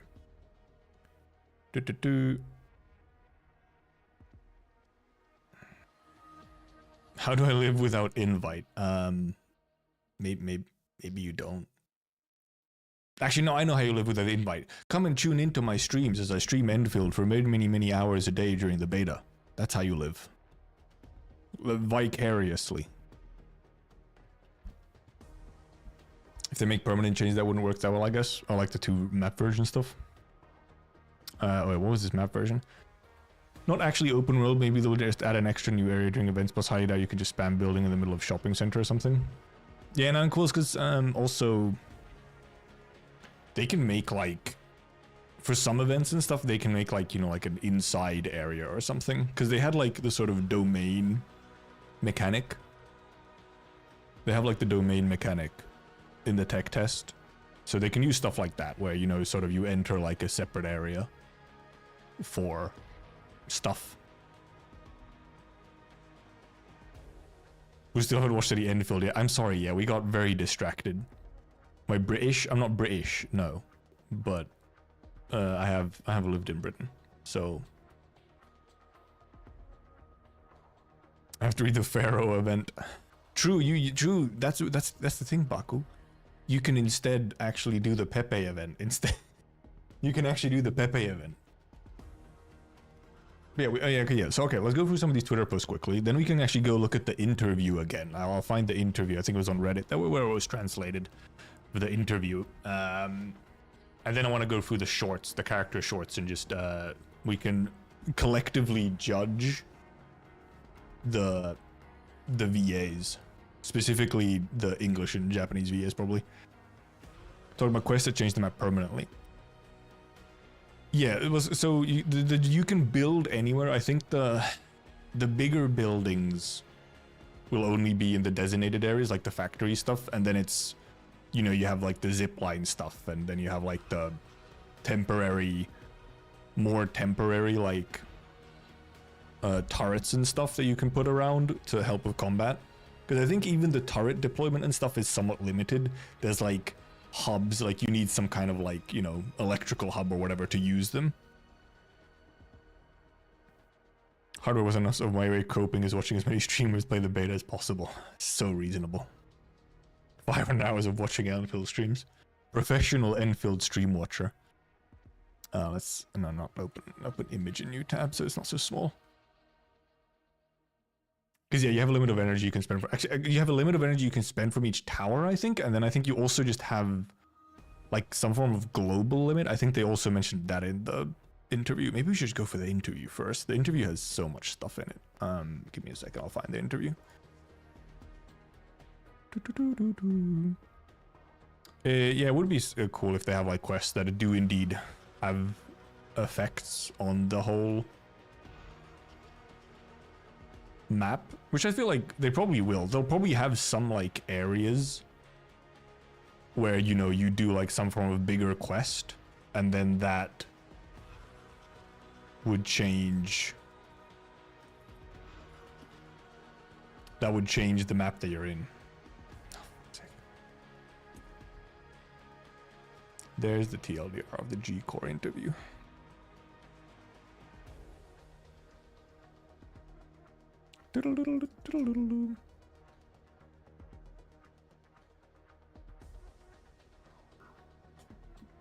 So yeah, this is the, obviously you have like the full interview, but it's all in Chinese, and someone has gone through and got all the translations for it, or for all the stuff that they talked about specifically. And yeah, ziplines probably also has some kind of limit for them as well. And there's also probably some placement limit, because once again, like, yeah, you can't place them everywhere, because you need like, you know, a connection spot close enough. We do have a TLDR in here. Dev team decided to redo all the combat system for the first jungle test into ARPG plus SRPG like combat. What's an SRPG? Is S just for strategic or something? Like SRPG is not a very common, like, or like Fire Emblem. Oh, I guess yeah. Hey there, no. Dev team is thinking how to make better team collab combat. Yeah. Yo, in Start of the City, this is where it gets real. Will you get cooked? Yes. Start of the City is pretty big, by the way. It has multiple levels to it, so you might not be cooked right away, but you will be eventually. Remember when I thought it was an RTS? Yeah, because the original, like, rumors was that it was going to be an RTS. Yeah, third column is rough. But the level design, the game will provide varied dungeons and themes, including parkour, platform jumping, as well as puzzles. Because yeah, this is like, they're already saying that there's going to be like kind of dungeons and stuff. So you'll have areas. They'll have a, you know, a mechanic or and whatever where you go into like, you know, a separate little inner area for stuff, which is where they can also then put like events and whatnot. I forgot the RTS generator existed. AIC system is modified and quite different from the last technical test. Actually, I forgot about this, that they actually said that it's quite different. Obviously, it has the, now it has the top-down view, which it didn't have in the technical test, so that's a very big one. That makes it significantly easier to actually, more comfortable to build in it. But apparently, they've also just modified it in general. So this will be interesting to see how much it really has been modified from the tech test. Optimizing the scene using a balanced mixture of PBR, which is physically based rendering. So this is the stuff that, this essentially refers to all the stuff that looks real, like the clothes and the textures and all of that. This is what this is referring to. It's like the realistic stuff. And then non-photorealistic rendering, which is obviously, you know, the anime stuff. But yeah, this stuff refers to like all the clothing textures and stuff like that. Our design of Arknights continues to emphasize the textured, anime-inspired, realistic styling here, the unique aesthetic tone of Arknights. Take the gentle yet profound character temperament that finds Arknights in Endfield as well. And the sort of, but they are like, the characters, you know, are quite lively, at least just based on animations that we've seen. There's some very lively animations. They're not quite as gentle, but yeah, it uses Unity, but it's just fully modified. Like, it's technically, on paper, it's a Unity engine, but like it's just been fully redone pretty much. I've built a special sound effect team for Endfield to record real-world sounds and accurately integrate into the game. So all the probably stepping sounds and interaction sounds and stuff, which is pretty nice. They have just an entire like Foley team recording real stuff. Which also nice that they maybe then won't use that many like stock sound effects. So you don't get into that situation where you're running around and then you hear like that one specific stock sound from somewhere. Like, oh, that's the open door stock sound or something. RTS game mode is a possibility. I would honestly be surprised if they don't give you like some form of RTS game mode in like an event or something at some point in Endfield. Or hell, if they don't just at some point make a game that's an RTS. Because there was one post where it was seemingly Hypergriff was hinting at 2 new games. Because it was a Chinese New Year post where they had 6, you know, Chinese New Year letters or whatever. And then it had Arknights, Popocom, Endfield, and Exastris, and then there was 2 blank ones. And one of them is the rumored whatever Sphere of Souls is. So then there's one more like unknown possible game. No Vine Boom and boss attacks. No Windhelm Scream, yep. Endfield dev team to become one of the most special game developers to truly contribute in game innovation.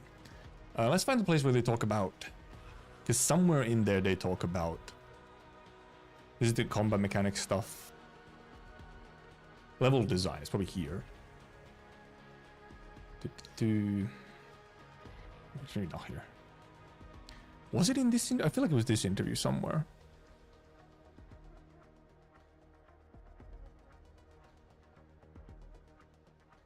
Base building system. Yeah, because players can't cover the entire map with turrets for full firepower and so on, yeah. And then this part, where the DLC seems to be too heavy for an anime multi-platform game. This is where they go insanely based somewhere. Yeah, there seems to be a growing notion that anime mobile game players are gradually paying less attention to and discussing gameplay. This is like the result of market trends over a long period. It doesn't necessarily mean that players don't want to or enjoy new gameplay experiences. It's essentially just kind of saying like, oh, fucking boring as hell. Where's the innovation? How about you try something risky instead of just, you know, copying what has worked for the others? Yeah, Exastra's got a big update recently, yeah. Artisanal plap plap sounds, Yeah, just the sound of Dapan walking on wet ground, yep. Still waiting for Exastra's PC client? I don't think it'll happen, because Exastras does seem to have been made as like a sort of, also partially like a tech demo of like, hey, you can actually make like very advanced games on mobile. That kind of seems to be what Exastras was, so I think it's not gonna ever have an official PC client. Fixes or something new. They revamped like a bunch of story and quests and everything. It's like a pretty big, like, narrative update actually. And also some bug fixes and stuff. And then they obviously had the graphical update a while ago as well, which obviously made it look significantly better because it did look a little rough on release. And after the graphical update, it looks actually like insanely good. Exastras was a test if Endfield can run on mobile, kinda. I mean, Exastras is absolutely part of Exastras was testing stuff for Endfield for sure. Interesting game has always been a so the potential audience of such a game is actually quite large. Successful examples like Victoria, Dyson Zero Program, industrial mod. Because dude, this part that they even mention industrial mods in Minecraft is wild. Not just like games, they specifically mention Minecraft mods.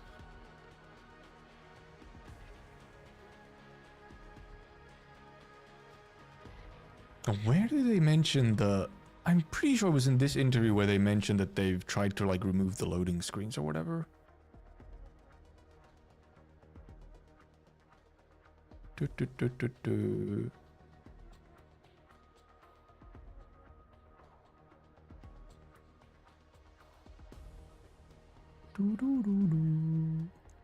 Realistic anime style.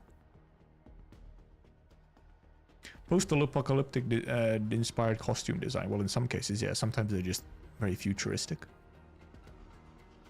Expecting the mobile version of it is going to look like Exastras. I mean, that would be pretty good. Exastras looks pretty damn good.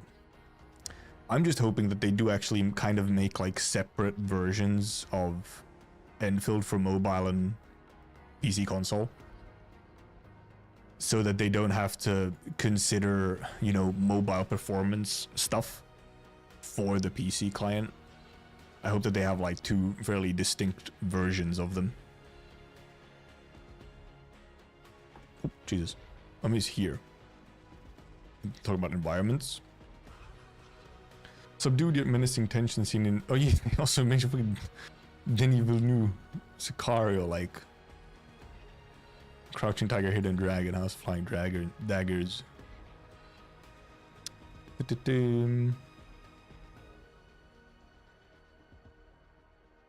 World of Endfield is not a primitive one, it requires a sense of modernity.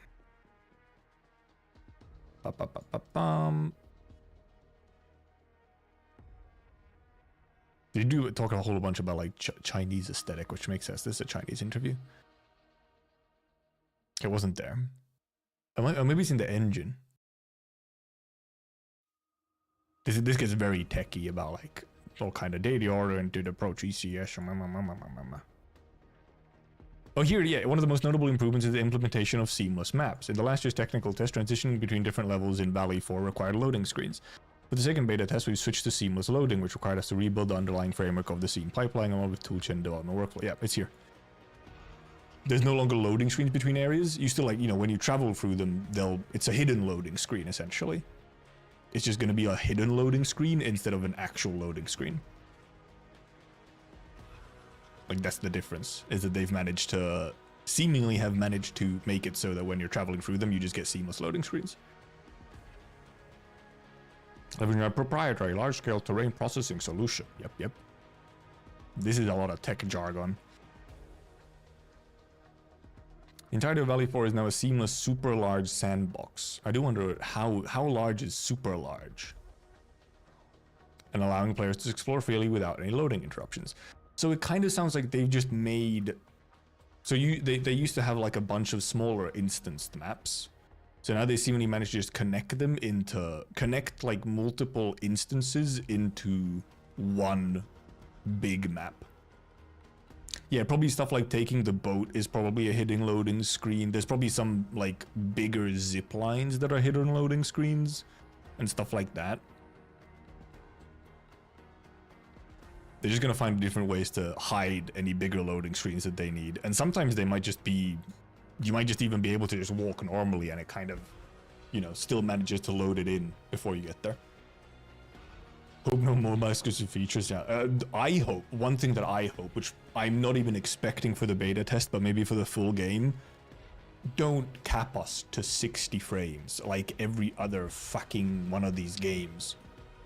Genshin, HSR, I think ZZZ as well. All these fuckers cap you at 60 FPS, and then for some reason, iPhone has 120 hertz option.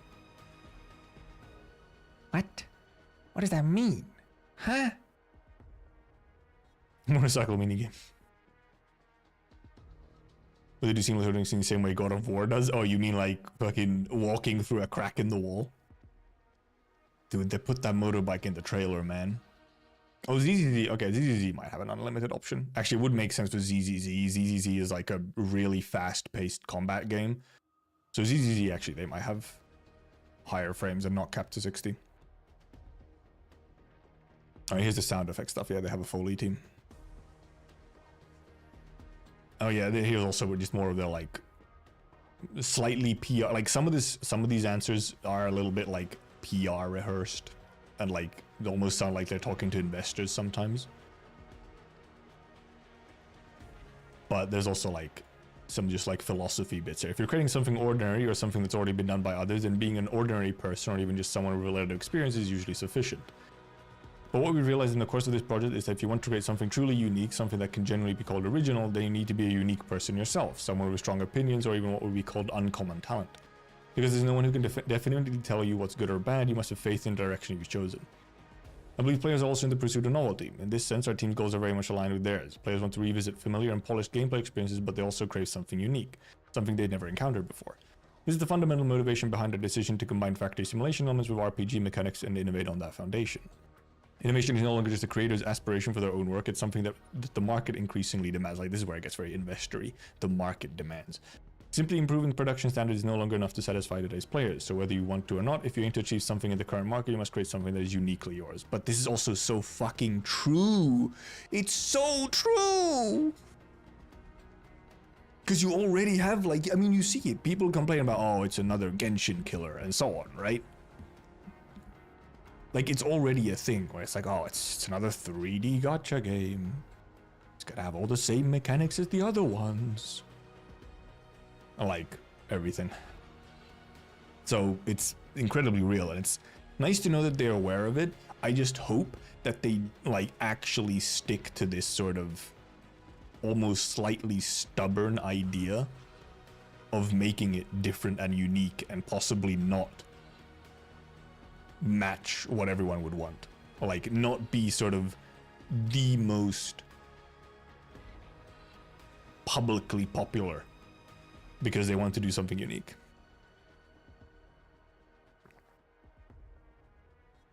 And yeah, horn cannon and yes, especially Tallulah sword swing are still incredibly good sound effects. Dude, that Tallulah sword swing, I could hear it in my head. I hear it actively. Also, Tallulah's phase change as well. The firestorm sound effect. Sound effect. The more I read about the game, the more it feels like they didn't really care about mobile limitations. I do hope, because now that I saw it once I saw the difference between the mobile version and the PC version of Infinity Nikki, and they truly are like two different games. That's when I realized, like, oh, they can like, they should do that. They should just make it like that. Like, they should have two different versions so that they can keep them, like, the performance good on mobile so that you can still do stuff on mobile if you only have a phone or a tablet. But then give those players with PC and whatnot the option to just have it look way, way better and, like, look insane. And Real History is also pretty good, yeah. See a lot of CCs. Not wishing the base building to be important, which I find very redundant. If you want the same old PS you already have Uber Genshin ZZ, kinda yeah. And also, I do think they're gonna get their wish, considering there was a at this point a somewhat older, I think it was like 2024 spring, there was an interview with, I can't remember exactly who from the team, but there was an interview where they quoted 50-50 for base building and like exploration combat. Like, that would be the split, and the player can somewhat adjust it themselves. But I mean, yeah, it would be silly to have the base building be such a big part of the game and then like have it become irrelevant in like the end game or something. Yeah, it's a very heavily modified version of Unity. I don't know if they're gonna have any decent writing with the live service constraints. I mean, that's the whole thing, yeah. I mean, Arknights has decent writing, you know, at times, and then at times very much not. So the story is something that I'm very up in the air about. That's really gonna be a big question mark on how that's gonna turn out. And probably, actually, I wonder how long the story is gonna be in the beta. Like, is it something that I can do in like one 10-hour stream, or will you maybe actually even get like gated by like level or something?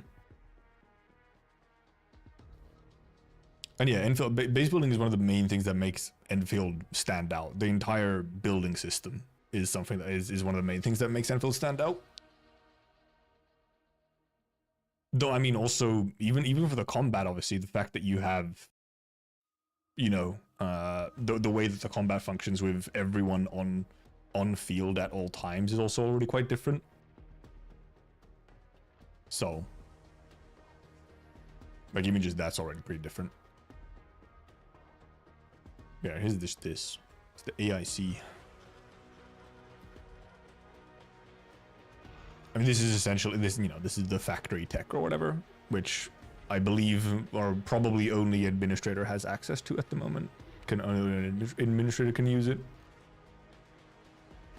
Yeah, I've seen also people talk about the blueprint system. Either easily share builds or even just, you know, save portions of your base so that you can easily redeploy them if you're like redesigning. Kind of walking into assuming there'll be issues with the story until they get into the stride. Oh, 100%. I think even on release, even if they update the story again, the early story is still gonna just be kind of mid. It's a law. It's a universal law. Early gacha stories have to be mid.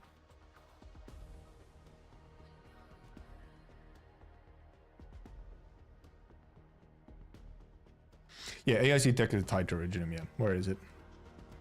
Already proposed even before the pioneers of Talos to depart from Terra. Traditional blows involve moving entire city place to relocate production lines. Proposal was deemed extremely suitable for environments of Talos 2. Convert theory into reality, Endfield committed vast amounts of R&D resources. Years of repeated testing, redesigned, iterated, kind of the joint Endfield. Oh yeah, yes, he's now granted to the administrator. Yeah, where in one of these, I think it's maybe this one. This one mentions the technologies that Endfield has. Where is it? Endfield became an integral part of the future of Talos due to its novel technologies such as protocol originium teleportation, the automated industry complex, controlled originium distribution, and the OMV Dijon, the only orbital vehicle on of Talos 2. So yeah, you have originium teleportation, which is probably related to, you know, the fact that Enderman can build an entire factory device out of sort of thin air. So, and yeah, controlled origin distribution, everything. Very, very much high tech. I think automation generally is very fun. People just don't want the learning process, maybe. Yeah, well, they mentioned that in the interview as well. Where is it? Here, somewhere. Will it feel too heavy? I'd say the potential audience for such a gameplay is blah blah blah blah blah. Key lies in whether enough effort has been put into it, whether the learning curve is reasonable, whether players can enjoy a smooth onboarding experience. They're aware that actually there's probably a lot of people who can really get into it as long as it's presented nicely enough and, you know, eases them in and is just, you know, well made. They seem to be aware. Yeah, they lower its entry barriers, make it easier for players to grasp, but genuinely fun. Yep, they seem to be aware. Is it related to Black Hole Protocol though? Could be. Who knows? I hope they had a lot of fun device to troll enemies with. Now that you mention that, yeah, having a bunch of like fun towers to use in the enemy fights where you can use them, where you can just like start doing very silly things with towers, would be fun.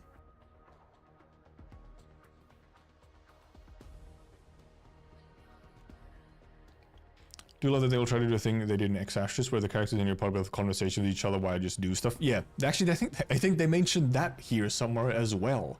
I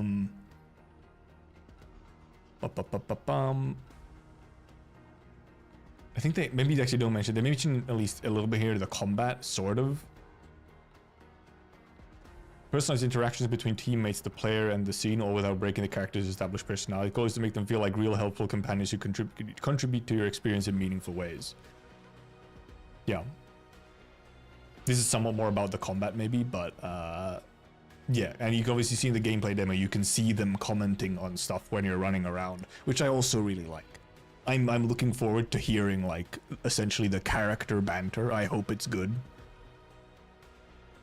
Yeah, like the pusher structures from RA and stuff. Like if you can have like little push towers that like send out a pulse and push stuff, that could be really fun.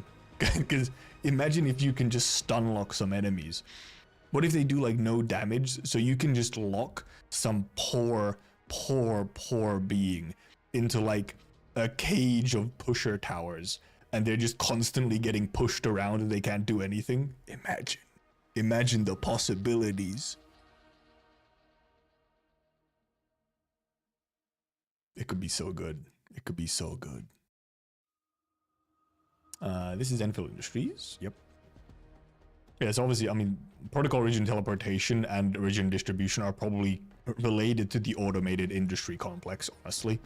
Because that's how the automated industry complex is deployed, probably, is through these other technologies.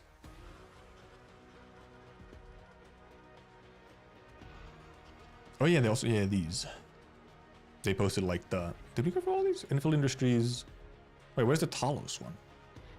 I thought I had a Talos one. I have AIC. Where's the Talos one? I skipped the Talos one? There's one for Talos 2 as well. Oh wait, no, I think it just opened somewhere weird. Where did it open? Oh, it opened here. That's why. Oh yeah, because this is the one that they fixed. This is the one that they fixed. They had to go back and fix this one. Because they oopsie-daisied a line in here. They had to go back and fix it. You mean pot? It's the pot technology. Talos 2 is a natural satellite of the gas giant named Talos. No way. Really? And obviously, yeah, here's the time gap confirmation. The pioneers from Terra reopened the Aether Gate and first stepped foot upon this moon 152 years ago. Yeah. Talos has a nice atmosphere, enough for oxygen for life and sufficient greenhouse gas to keep it warm. However, the alien sun and the massive gas giant that looms in the skies are constant reminders for pioneers of countless light years that exist between their current location and their distant homes. And obviously, so this is minimum 152 years. We don't know how long from current Arknights it took to repair the gate.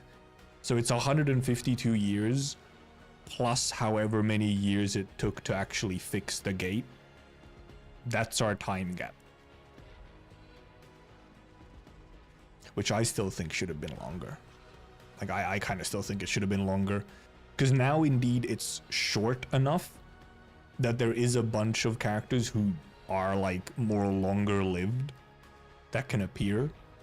Which maybe it turns out to be a good thing. But also, I was kind of like, what if you just, like, separated them much more so that we'd have a whole, you know, it would be like a fully unique, like, much less connection back to original Arknights. But we'll see how they pull it off. It's not like I'm not, like, dooming about it, but I hope they, like, don't, I hope they don't rely too much on the original Arknights connection, which they shouldn't, because, like, they don't, like, I feel like their whole point is that they want to have it separated enough from original Arknights that you don't need to know anything. Hey there, Renegade, what's up? We know for sure Holhayak is dead. Yep, she only lives like 50 years. Because yeah, I want a good mixture of new and old characters, but I kind of want a focus on old or on new characters. I don't want them to, like, release a whole bunch of old characters. I want them to, you know, focus more on new stuff rather. Which hopefully they do, because obviously one thing is the gate is broken. Right? The gate is broken. So obviously we can't have people from Terra anymore coming over. So the only Arknights characters who would be in Endfield would be the ones that already came over 100 years ago. So, I mean, that's a whole thing.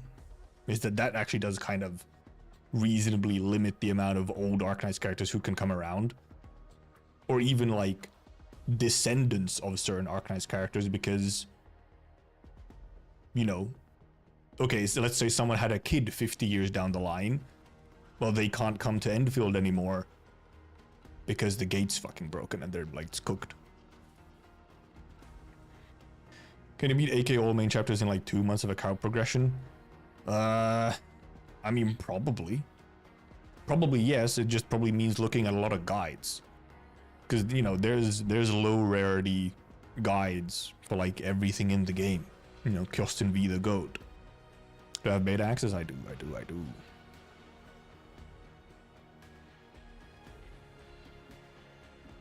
You DM'd me it? I'll look at it later.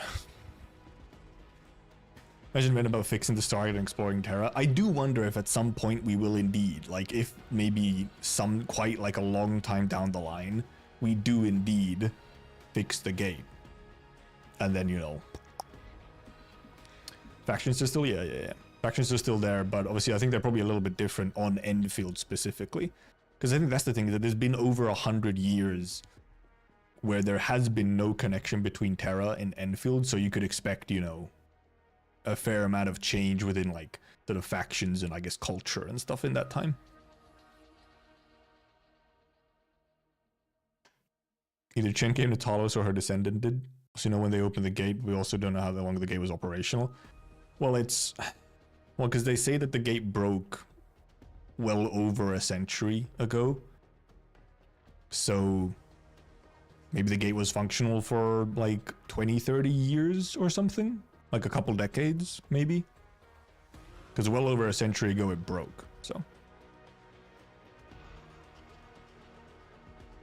Also, yeah, well, thing is though, obviously, you know, Happy Chen Happy Chen, I imagine, would actually have been born on Talos. I think there's probably a bunch of the characters that we see are actually born on Talos. Like, you'd imagine Chen, probably Chen, maybe Perlica as well. Like, there's a bunch actually who you would have expected to actually have been born on Talos. There's only like a couple that you would think are, have been there since, you know, the gate was open. He got stuck at chapter 6. Yeah, that's one of the parts where he gets stuck, so, you know. Really want a cyber content characters faction group? Dude, imagine. Imagine. Also, however, I think it's possible because they mention that there's like a big metropolis. They mention like a big, you know, Kazimier style, like almost somewhat cyberpunky city maybe. That might exist. So if we get to go there, we might get a faction or a type of character, some characters who are like a little cyberpunky. I would be very excited. Chen was born through osmosis. Yep. And obviously the whole thing is like, oh, Chen is like, you know, Happy Chen is like a distant relative or something to Chen. But you remember reading the Perlica's Talisman? It would make sense. Because Perlica, Chen, Wolfguard, there's a bunch of the characters who are obviously not old enough to have ever been on Terra. Yeah, the neon lit city mentioned in Aviwena's profile. Yeah, that's exactly what I was referring to. Syracuse is missing their homeland, trying to building on a planet or something. Yeah, that could, dude, that would be a whole thing. You could have like, I mean, we obviously have already seen that there is sort of like a more Chinese or Yanese area.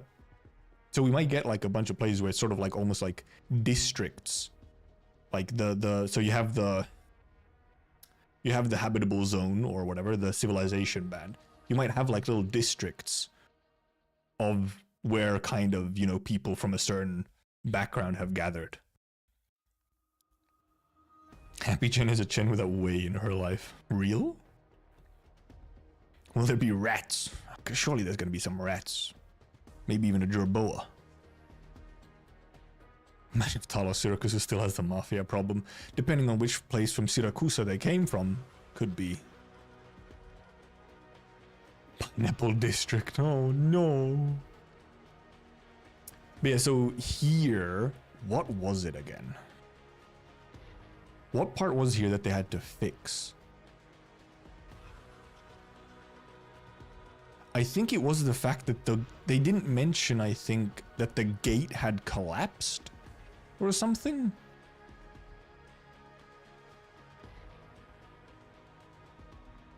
Was it was it really that big of a thing? I think it actually was this huge bit where they didn't mention that the gate had collapsed or something.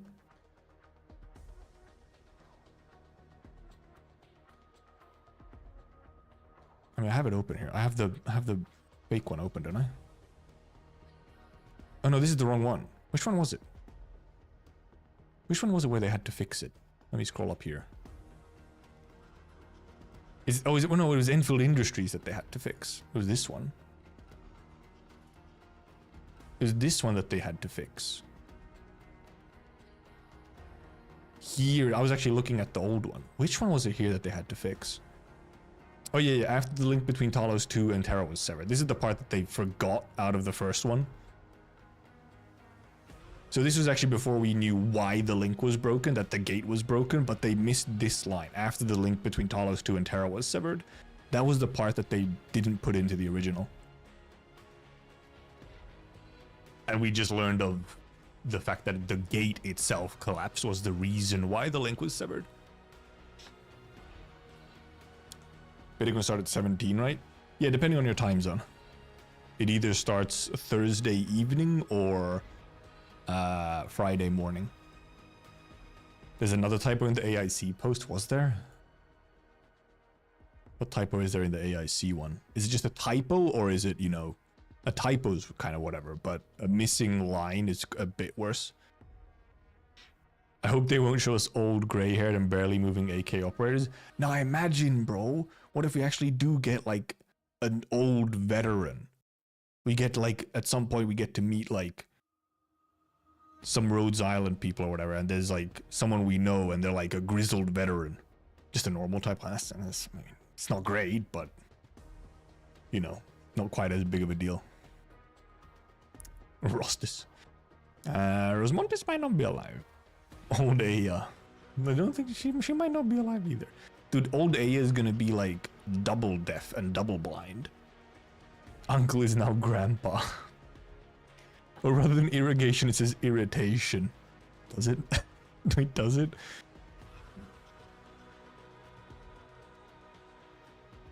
Where does it say? Oh wait, oh no. Yeah, oh, it's the newer ones. You mean the newer ones? These ones? Here?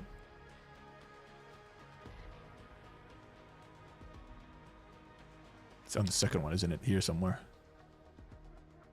Grow common plants in large quantities. Use sprinklers for automated irrigation here. Plots and harvesters after a period. And here it says irrigation. Did they fix it? Or... Oh, there it is. Tech for automated irrigation. Dude, the tech for automated irrigation is called Twitter. I'm pretty sure it's called Twitter. It already exists. We already have it.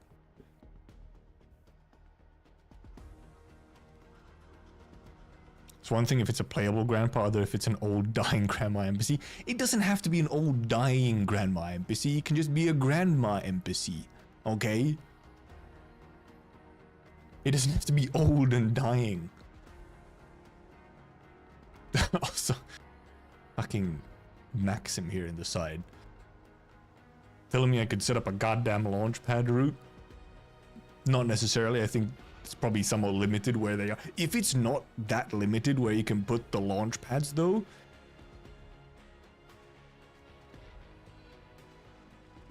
that would be quite something. But yeah, I think it's probably a little bit limited. It's like certain areas that it is.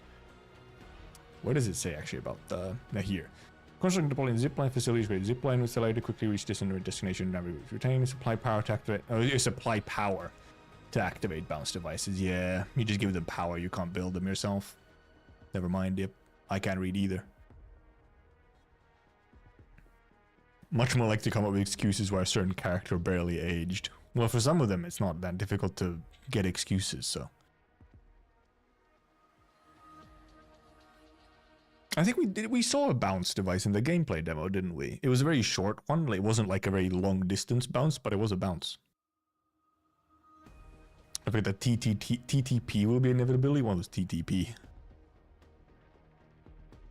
And yeah, yes, the wacky wavy inflatable tube man is a tutorial point. This is your tutorials. They are marked by the wacky wavy inflatable tube man. Renegade is so real. I'm so glad wacky waving inflatable tube man has a purpose. Yes. Imagine just jumping around a boss fight if you can build those. You probably couldn't build them in like in a boss area, let's be real. I actually wonder if I would assume some bosses probably let you build stuff. Maybe. But bosses might not let you build that many constructs in them, like the big bosses.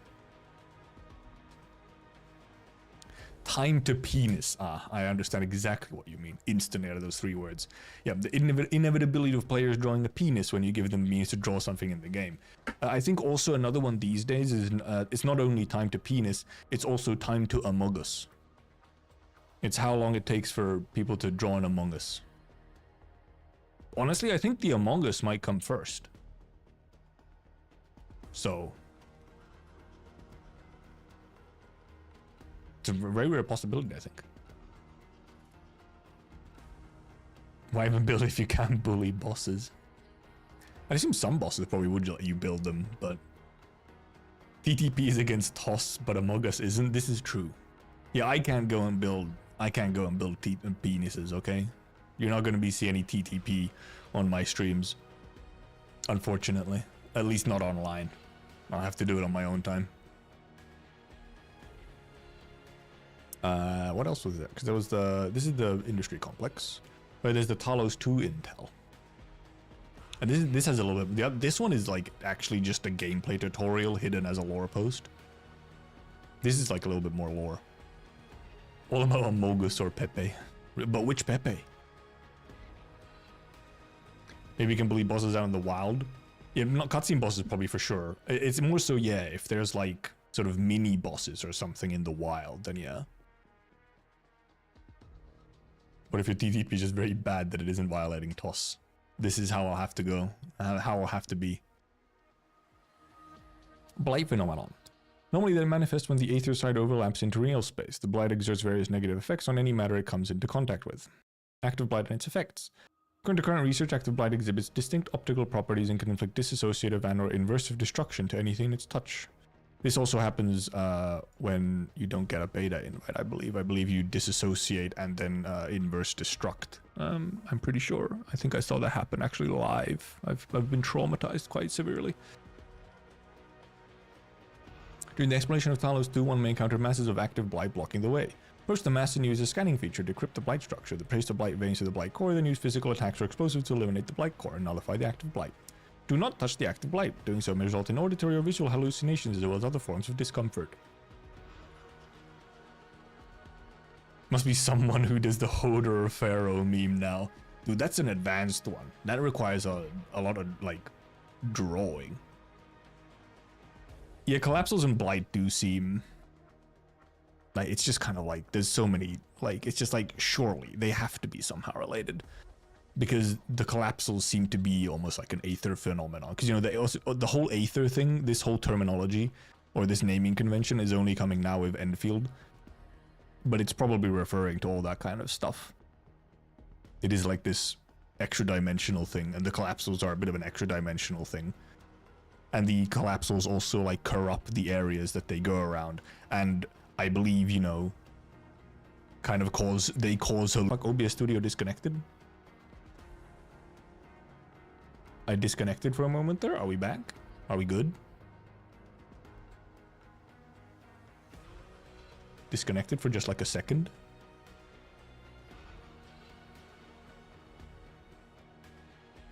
We back. Okay, nice. Nice. Okay, we're good. Would make sense is collapsals are kind of close to the portal to Talos 2. Not just close. The collapsals are coming out of the portal.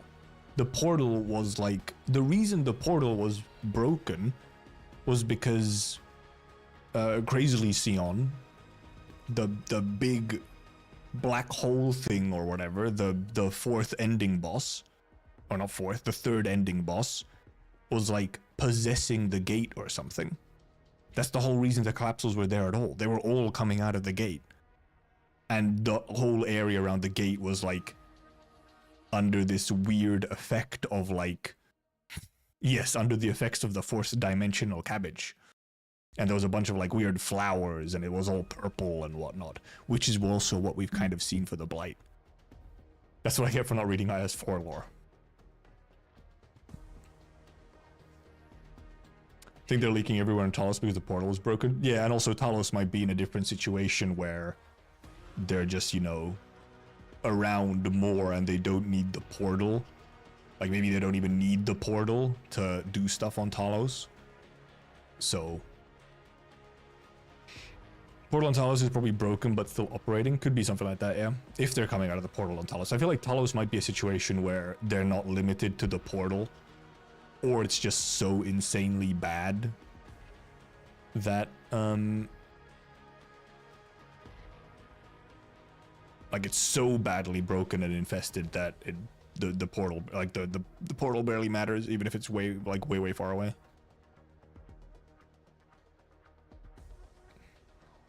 But in Talos 2 looks so similar to some, I'm assuming even IS4 CG where Sami environment got affected by collapse. So yeah, they have some similar visuals to it.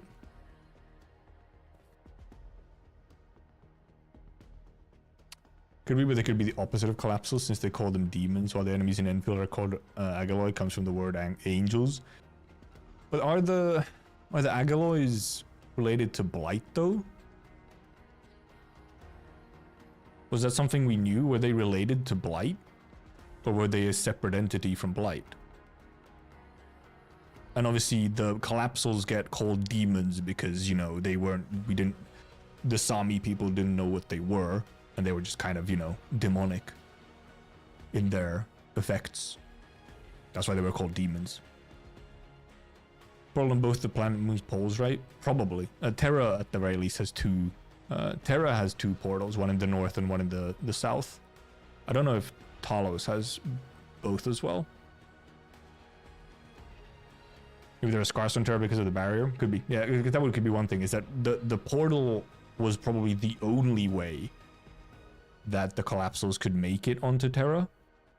And it might be, right, that they were coming to Terra through the portal, and the portal linked to Talos 2. So they could have just been coming from Talos 2. Like, Talos 2 might be just, like, fully infested. And that was why the only place that they came to Terra was through the portals. So, Talos might just be, like, the source of them. And then there's obviously the ideas that the Collapsals are somehow related to the Observers as well. So, that's a whole other thing.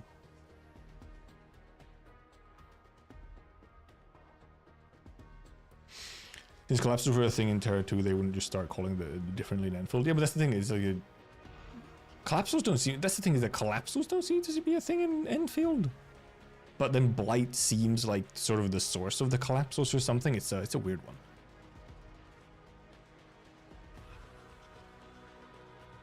Talos looks too good to be the home of Collapsals. I mean, the Collapsals are home in like some form of fourth dimensional situation, so. Which also just because the Blight also is like overlaps into real space, is what happens when the Aether side overlaps into real space. That's the Blight. Maybe just manifests differently on Terra, so you get the Collapsals instead of whatever happens on Talos. But yeah, I mean, we'll see. Maybe we learn something during the beta. And yeah, here's the anchor indeed, which we also actually see a glimpse of one of these in the newest trailer as well. We see one of these anchors. Hacked the portal and used to get into Terra, pretty much. They defeated the fourth dimensional cabbage that was controlling or was inhabiting the portal. Then the portal broke, and then they fixed it, and then they used it. Dude, Seaborn models would be horrifying in 3D. Also, however, some of them might look a little goofy. Some of them might be a little goofy unless they really change their, like, effect. Fourth dimensional, yeah, who mentioned fourth dimensional cabbage? Oh, Kai mentioned fourth dimensional cabbage. That was a really good one. I've now adopted fourth dimensional cabbage into my vocabulary. Because, I mean, that is what it is. Pretty much. Hey there, Plus, what's going on? We're reviewing lore after we were distracted by Echoes of Terror for like an hour.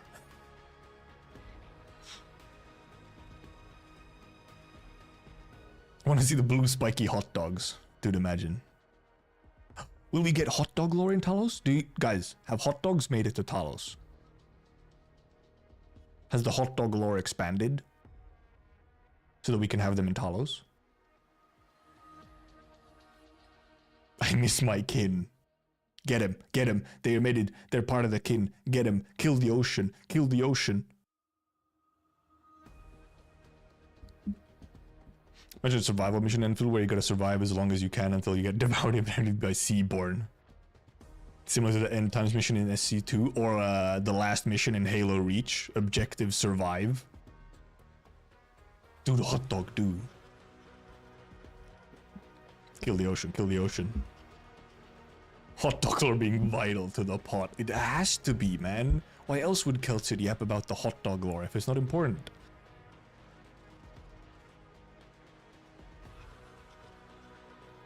As much as I do love speculating and stuff like that, it also just makes me more and more scared King would be nothing I enjoy. What does that mean?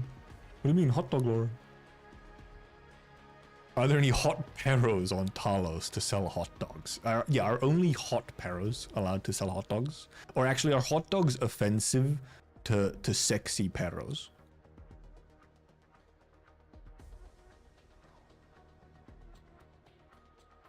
How hot dogs led to the fall of Talos 2. Dude, there's a video for you, Plus. That's a good video title, okay? How hot dogs led to the fall of Talos 2. Trying to get Void getting hyped so I don't get disappointed. I have tried and I have failed spectacularly. I'm full hype mode.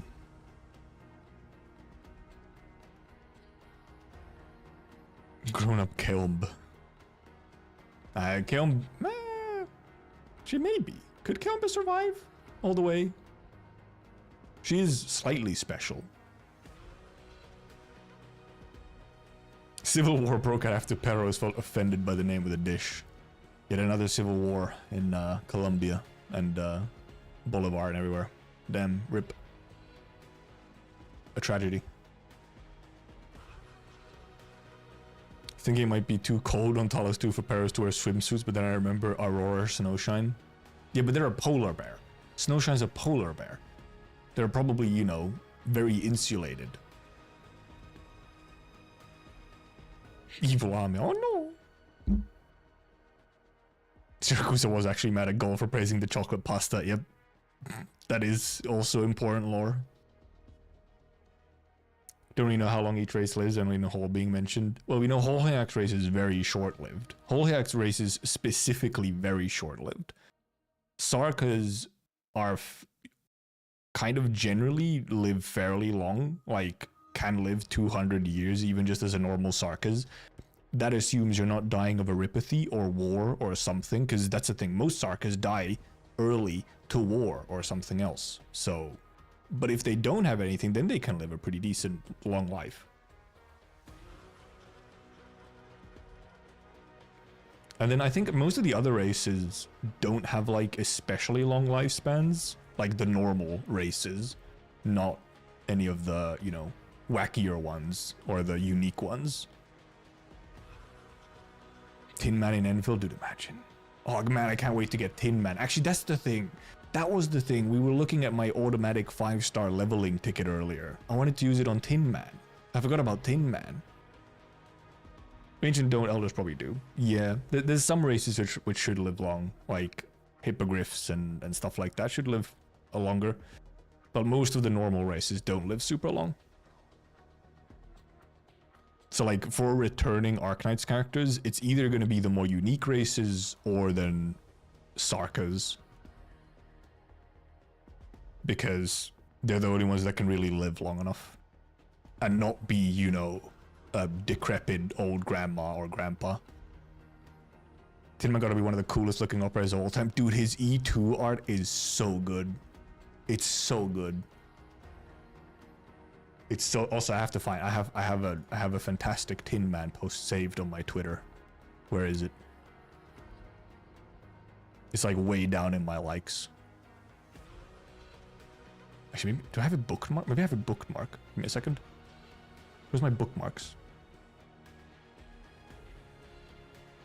Yeah, I do. What the fuck is, why is it opened it like this?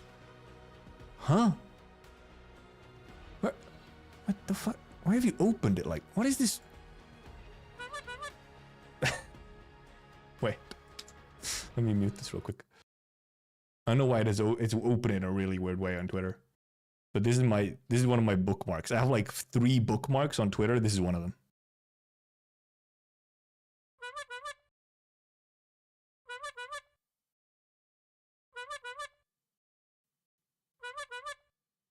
Look at him go.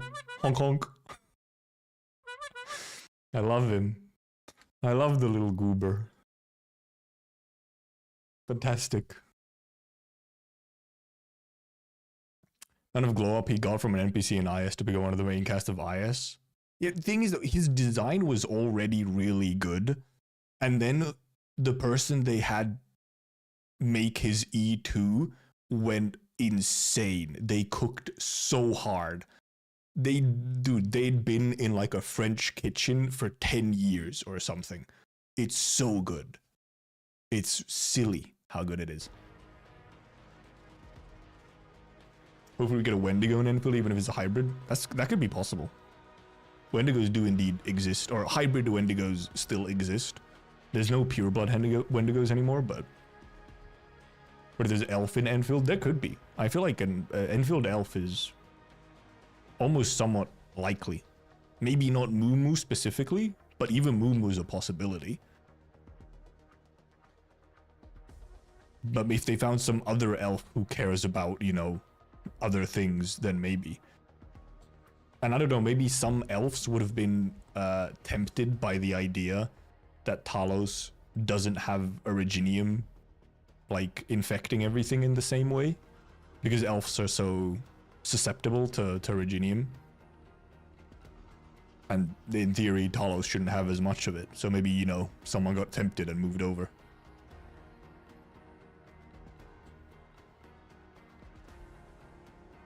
We've been on this anchor page. Yeah, so here's one of the anchors. Also, anchors and their impacts can Honkai impact Sue? Who can continue her bloodline? You mean her water line? She's made out of water. There's no blood, it's just water. It's a water line. Renegade?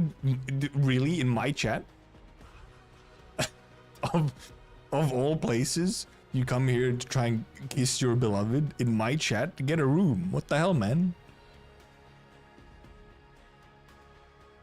Is the Beast Lord event out coming after anniversary on CN? Oh yeah, I wonder when we get the Beast Lord event, since they did tease it, didn't they? He doesn't know our relationship. I don't need to know about your relationship in my chat. Brother. We got water pipes in Endfield. Surely we could just transport Moo Moo. True.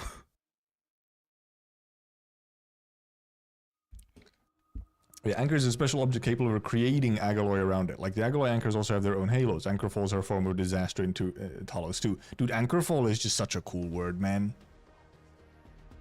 The vibe of anchor fall is just so good. I just love it. Like, damn. They spelled anchor wrong. Oh, wow. Really? What if it's referring to Unk?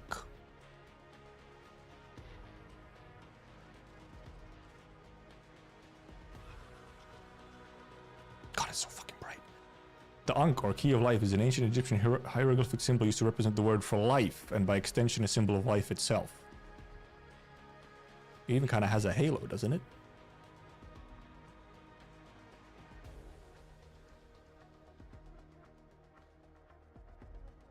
It's like a circle. I'm onto something? Cooking? And then, you know, the anchor spawns Agaloy, so it kind of gives them life.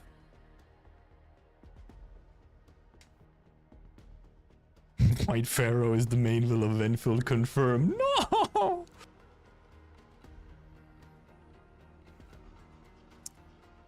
Yeah, anchors spawn inorganic yet animate constructs known as the Agaloy. These Agaloy are one of the major threats faced by the people living on Talos too.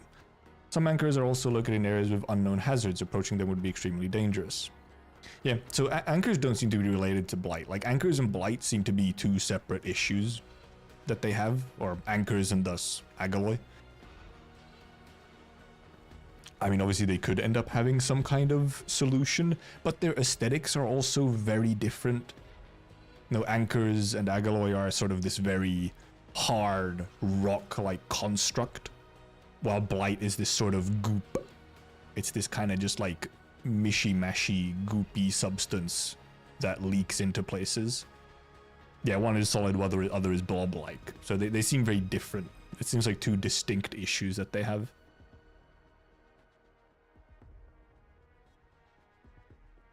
Also, we mentioned this when we watched the trailer yesterday. You can hear it. You see it here as well. Okay, okay. Don't zoom on here. Don't zoom on here. It fucking breaks everything. Under you guys, chat here. That's like, that kind of looks like more Originium crystals again. Worrying situations. I mean, there also seems to be more. I mean, this place does kind of seem like it's gone through an issue, maybe. It's maybe something bad has happened here. I mean, clearly, okay, so, you know, there's been an anchor fall in some kind of industrial area. So I guess it also then resulted in, like, some Originium stuff, like accidents happening. Which is why you have these Originium crystals coming out of the ground and being very nasty. Because obviously catastrophes and all that kind of stuff is not supposed to be a thing on Talos, so probably any time we're seeing like these big Originium crystal clusters is probably some form of accident happened with like industrial stuff. Because the only Originium should have been brought over. Like, Originium should only be if it's been used by civilization. Anchor kind of looks like Umnumnum. It does have the little red thing, yeah. I'd be surprised if they're related, though. Because, well, mainly because Umnumnum is, you know, Originium. It's the first Originium. And the aesthetic isn't really the same as Originium for the anchors and stuff, but I mean, kind of. They have some similarities, but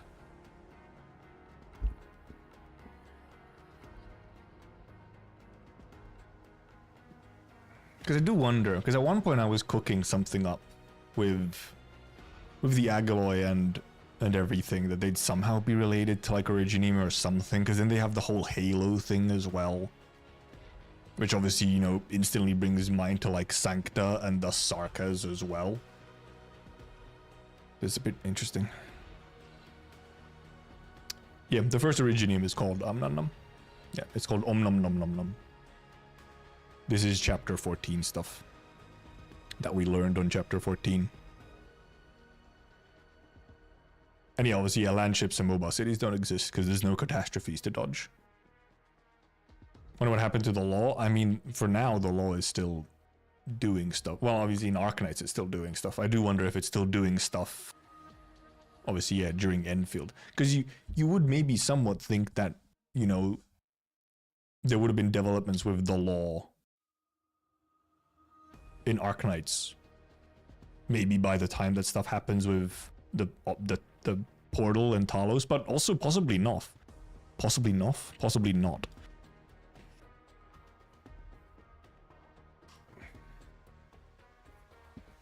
We do have the info from tech test. I planted this, which could lead to Endmin creating Agaloy, same as the predecessors who created the law.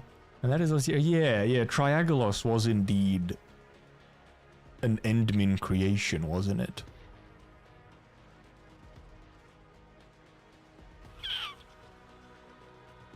Yeah, the law is still on Terra, or the Celestial Fulcrum is on Terra. Because it is a space satellite cannon, it is a weapon, but it's also, you know, something more than just the weapon is what they tell us as well. So I do wonder if there's like some form of... if the aesthetic just happens to be similar just because they're possibly precursor tech stuff. Because then also when you think about like the fact that it is like... it's animating, you know, inorganic stuff. Like, could it be? I mainly am wondering just if it's related to Originium at all. So obviously if it's just separate, like it's just a yet another precursor Civ piece of tech gone wrong, you know, then it's separate from the other stuff. It's more so if it's related to anything else that we already know about. And yeah, Ember's Sancta is weird and she doesn't have wings. So something might have happened with the law. Also, it's possible that the reason Ember is different is because the law is on Terra and Ember is not on Terra. All the threats on Talos 2 are 100% caused by the predecessors? Probably, yeah. The only question is if Blight isn't... because there's a possibility that Blight is not precursor tech stuff. And that's if... there's like a whole bunch of connections. If Blight and Collapsals are connected and they're like the same thing, and then if Collapsals are possibly connected to the Observers, then Blight, it wouldn't be like precursor tech, but... I got them 5G Halos. Satellite connection to the... I'm not sure a satellite is enough. Talos and Terra are light years away. Plus it is kind of fun how Ember does act more like what you'd imagine a Sarkas to be, and Shaihi is very Sancta. Shaihi's, you know, dressed as a nun pretty much. It is a fun little twist, or like flipping the roles, where you have like the Sancta mercenary or like warrior, and then the priest nerd Sarkas. Ember's Halo looks like a Sancta version of Anasa. Yeah, it is very similar to like an Anasa Halo. And obviously we have an actual Anasa as well. So do hope we get some classic Sancta characters. Would be nice. Would be nice. It does just make me think, however, if maybe since Ember is the first Sancta we get, and she's clearly, you know, the halo's a bit different and whatnot, it does make you think if all the Sancta will be slightly different, or if we will also just get some normal Sancta, like how we know them in Arknights. Non-Sarka the Merc Sancta. The devs made Originium. My god, it's been in front of us all along. No. It's all fake. The devs made it up. Really want a playable Sanctum of AK-47. Even, dude, I'd even take it in Arknights. Where is our, like, assault rifle Sancta? Ember is also part of the Steel Oath, which sounds Casimirish. That kind of does, yeah, but like the name is a bit, you know, like it could be like a knight or something, but I think it's probably not. I think the Order of Steel Oath, well, actually, when I hear Order of Steel Oath, what I think of is the Fallout faction. What's it called again? The guys with the power armors. That's what I think of when I think of Steel Oath. It's the Fallout faction. So. Got into beta, but I'm not savvy an OG Arknight, so what I need to know is to probably understand Endfield. Probably not. There's probably some terminology that might be a little weird at first, but you shouldn't need to really know anything like significant. Yeah, Brotherhood of Steel. I mean, come on, yeah. Brotherhood of Steel and Order of Steel Oath. It's literally the same thing. Come on.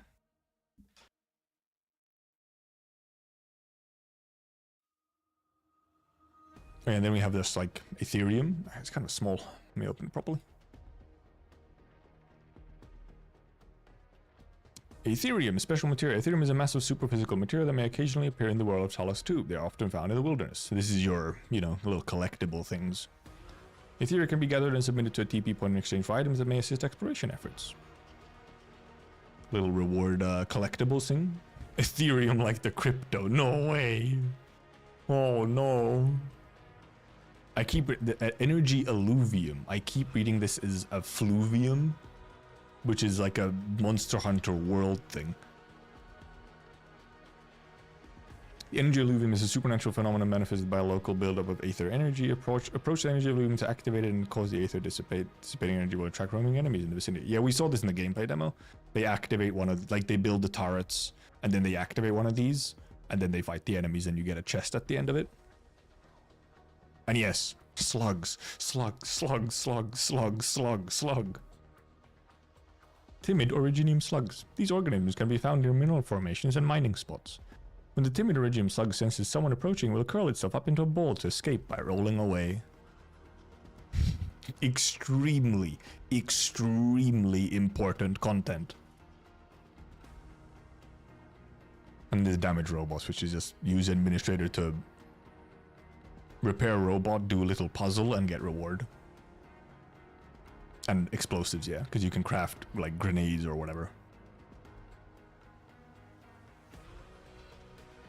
Sub-objects are characterized by red-colored cracks or marks on their surfaces.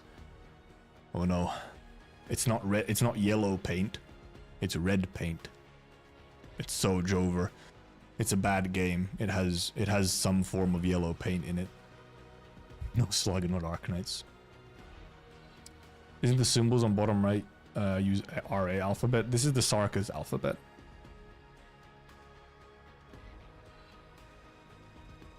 Rip colorblind peeps. Rip. This is the Sarka's alphabet. These little this text here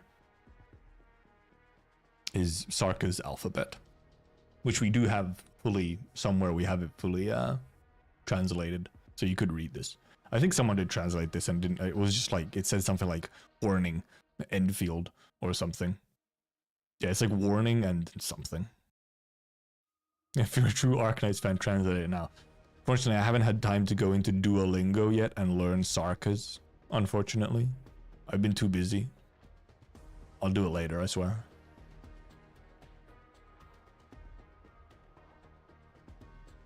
Oh yeah, is it just, yeah, it's warning, Arknights Endfield. Wow. Alright, it's the anchors. And here, yeah, it's just combat facilities. Yeah, you have healing. Oh yeah, because this is build and deploy various combat facilities that help you dominate battles by damaging the enemy or healing your team. So this part about, so there's this part where, okay, you can build like healing stuff into your combat sections. And then in the gameplay demo we saw, that there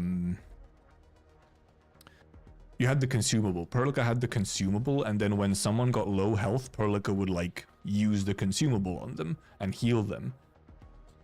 So I'm wondering, what if most of our healing is in the form of like consumables and the buildable facilities, like combat facilities? Like, what if we don't really have healing units that much? And yeah, the healing station is the Lancet, yeah. We have some of it, but it doesn't work for every piece of text we have. Of the translation. I think it's just because sometimes they just speak gibberish. Maybe that's why they removed Fial. Yeah, Fial really has just been deleted from the game. It's interesting. Because then also, because Ember was... I can't remember if Ember had healing, but Ember at the very least had like some form of defense capability, you know? But it might have been just like damage reduction and stuff like that. We have no medics, but we have Surtur. Oh no. Ember had shield and heal? Because I feel like Ember had some form of heal. It might have been like a self heal or something, where Ember takes damage and then can heal it or something. Yeah, when her shield broke, it healed characters, right? That's what it was. Okay, yeah. Hoping Aurora gonna do the tanking? You'd think so. And Aurora seems to have like some form of like parry system going on, so. So yeah, I do wonder, just in general, I would say, I wonder how like sustain is going to work. Like, how is healing and stuff like that gonna be in the team? Like, will you always be running a healing character? Or will healing characters not even be a thing, really? And it's mostly gonna be the consumables and stuff like the combat facilities? I mean, that could be, could be a way to do it. And because also, actually, because that could be a way to make things sort of like harder. If you have a limited amount of healing, like for every boss attempt, if you have consumables, you have a limited amount of heals for like every boss attempt or whatever. If you can't just, you know, run around endlessly and keep healing, like just waiting for your healing to come off of cooldown, avoiding attacks and then heal to full and then go back. That could be one way to like get difficulty if you have limited healing, if you don't have like healing units. Would be cool if defenders have an intrinsic ability to rush enemies and shield bash them, kind of thing. I would, at the very least, I would imagine defenders will get like taunt skills and stuff like that. Pause and eat 900 potatoes. Because that's the, I don't think the consumables will be something you can just use endlessly. I think the consumables will be something that you can only use when they're equipped on a character, and then you have to, they have like an activation condition that someone gets low enough health, and then they throw the healing item at them. Really hope they change Aurora to a shield other than a greatsword. Yeah, right now it's going to be a greatsword. That's probably going to be, that for sure, the weapon system is going to be something I'm going to give feedback on.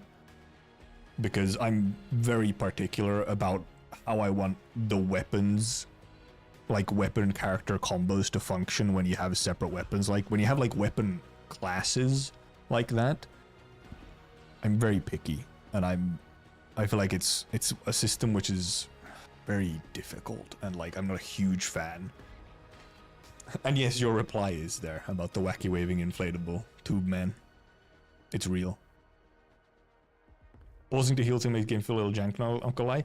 But I'm not sure if that's a thing anymore. I'm not sure if the pausing to heal thing is a thing anymore.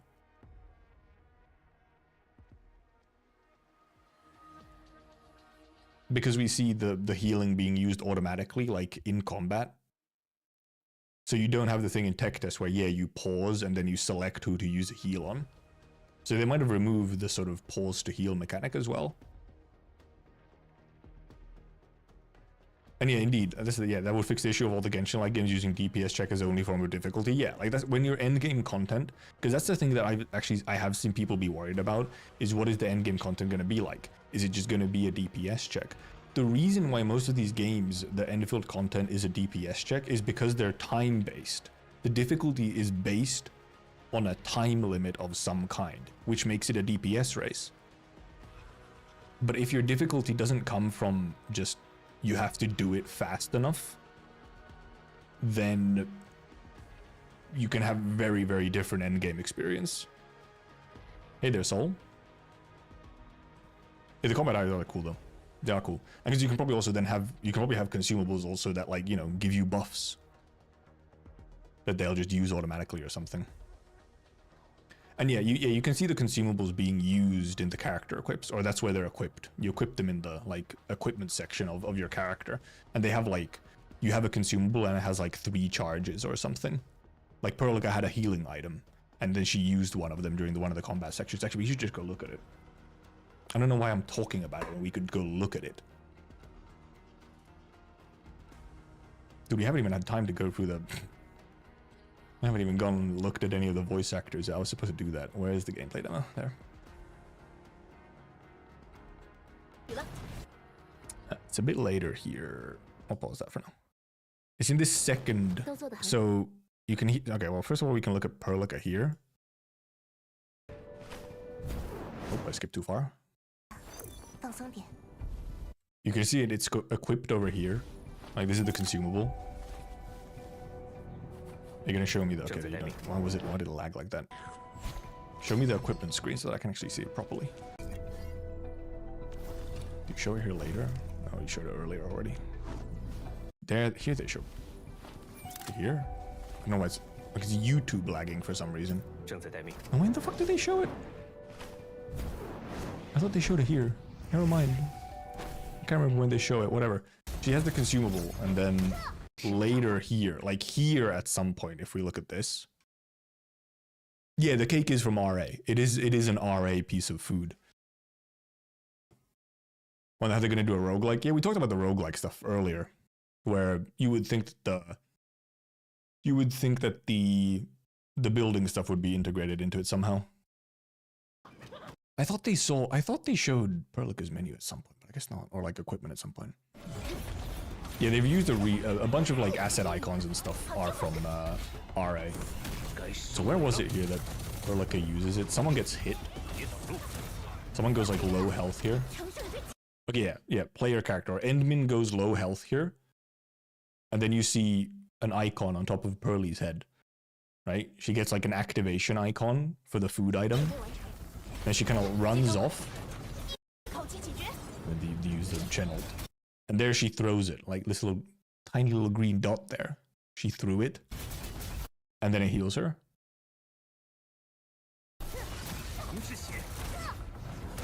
And then obviously now it's 2 charges instead of 3 charges. So clearly, like, that's probably one of their main uses of consumables is like healing mid-combat. So you know, you'll set up your factories and whatnot to just make you healing consumables. Perlica just panics like that because she knows how difficult it is to wake up Enru from the sarcophagus. That's the reason. Gotta be crazy hard when you're bad at playing. Or what, having to rely on consumables for healing? Because it happens automatically, you don't have to like use it yourself. It has like an activation condition, probably like % health, and then they use it. She had to go back and cut out a piece of the cake. Yeah, she's like, quickly, let me...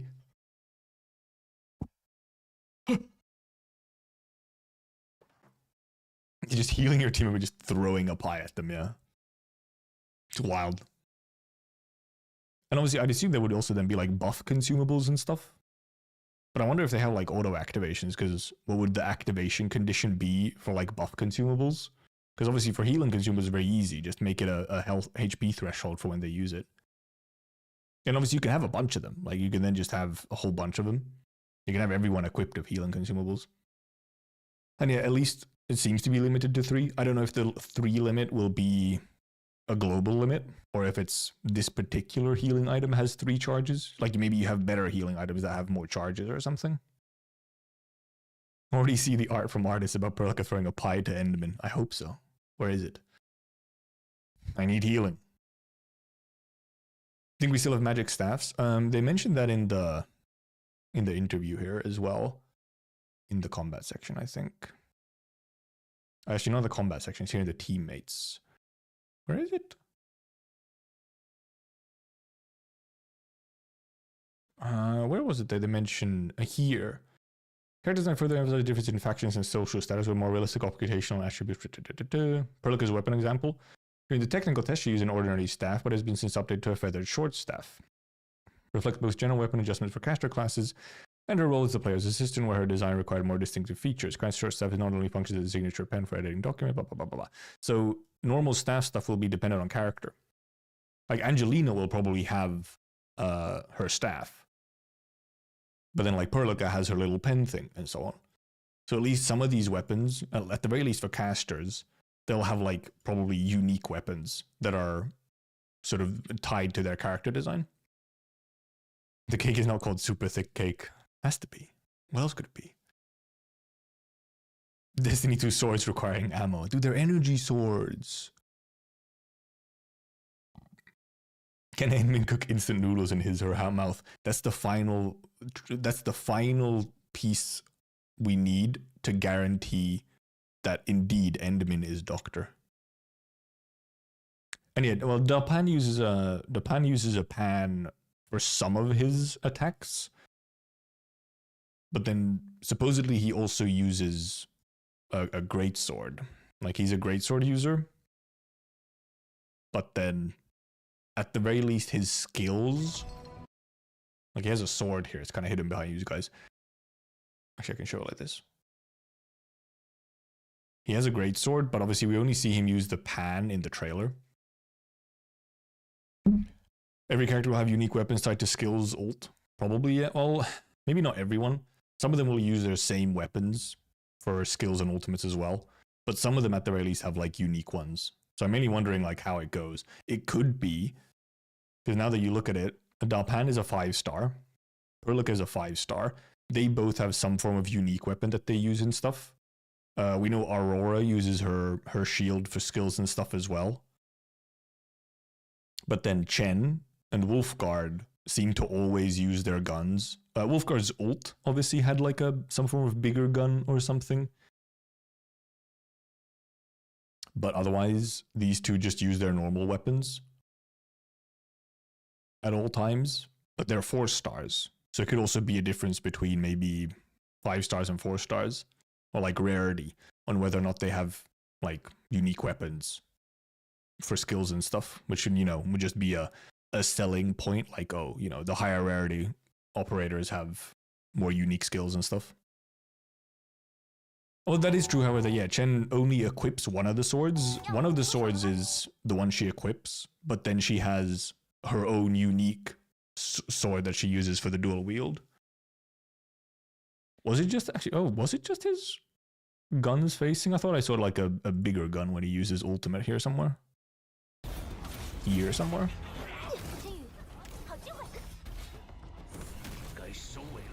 Oh yeah, no, yeah, he does just kind of like, he just kind of puts them together. It ends up looking like a much bigger gun. No, he just kind of poses weird and puts them together. You're so right, Sol. Hey there, consumer object detail.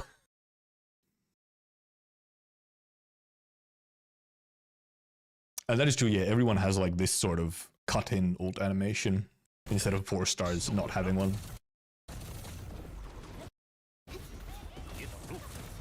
Yeah, because Wolfguard, however, also always uses like his guns, and Chen always uses the swords. He does do a little Chuni pose. But that is true, yeah, for the ult, because yeah, he equips the blue guns or whatever, but here in the ultimate, I think they are still blue underneath. They're just covered in the red glow. You can kind of see that they're still blue underneath. I think it's still the same guns. but maybe not. What do they look like? They look like this here. Where's Wolfguard? Over here. Yeah, they look like the same guns. I think they are the same guns. They look like the same. You can't see it properly. They look very similar to what they seem to be in the ult as well. Just lost 162 kilobytes of data. So true. Show us Chen. Waste our data, Chen. That's Panda. God, he's so cool though. I forgot. No, we'll go to Chen next. Also, by the way, guys, what do you think the most replayed moment here is? Gee, I wonder what the most replayed moment here is. Interesting. Oh, what? It's Chen! Of course it is. Spice popping up when you make cuties very reminiscent of Grand Chase. Alright, I heard of it. Wait, can you see Perlica's little robot firing? Does she has a little robot? It's Pearly. Killer smile. Oh, you can see her like, well, you can just see her using her little, it's more of a wand than a staff, like. They did make Chen last, and they did all the like the UI showing with Chen, so that you got to see all of her animations in the character screen. Yeah, you can see her. She does a little wand stuff. Oh yeah, there's a little robot. Yeah, because this little robot here, that's what the casters actually equip as a weapon. And then they have their like staff or other as a separate thing. Because this is what seemingly all the Shaihi also has this kind of thing equipped, rather than whatever, she probably ends up using a staff or something. But yeah, because this is what the casters equip. Hope they just go route of not caring how the weapon looks that you equip on characters in game. They just use their own weapon. 100% agree. That's gonna be a whole. That's gonna be a thing that I'm gonna be very critical about. Is if the weapon type heavily dictates like the character's move set and like feel of play. Because I do not like limiting sort of moves and stuff to what sort of weapon they're using. I want that stuff to be character unique. I want to see like just a bunch of cool unique weapons on the characters, and not like, oh, this character's a great sword user, so I won't like them because I don't like their playstyle or something. Like, that's the thing that I'm afraid of. So it's going to be something that I'm going to be very critical about, is how the weapon types feel on characters.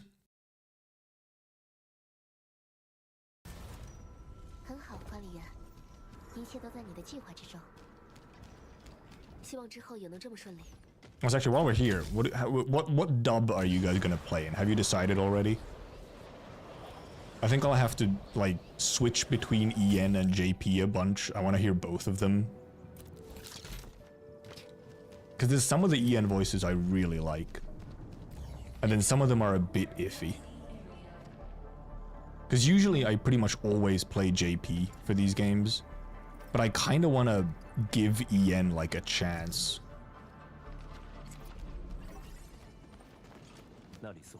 Check here with enemy and Chen, since both are one sword. Yeah, but that's the thing. Chen, however, I mean, well, yeah, we'll see it once we get to the next combat section. But Chen, for example, does indeed always use the double swords.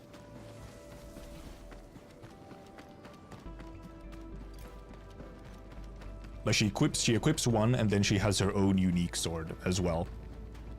So that's also one thing that they can do, is that they can give, like, I think that's somewhat of a good sign, that they'll have, even if you equip them with one weapon, they might still have a unique weapon on top of it, even for normal attacks. Like Chen has a unique weapon even for normal attacks, not just for skills and ultimates.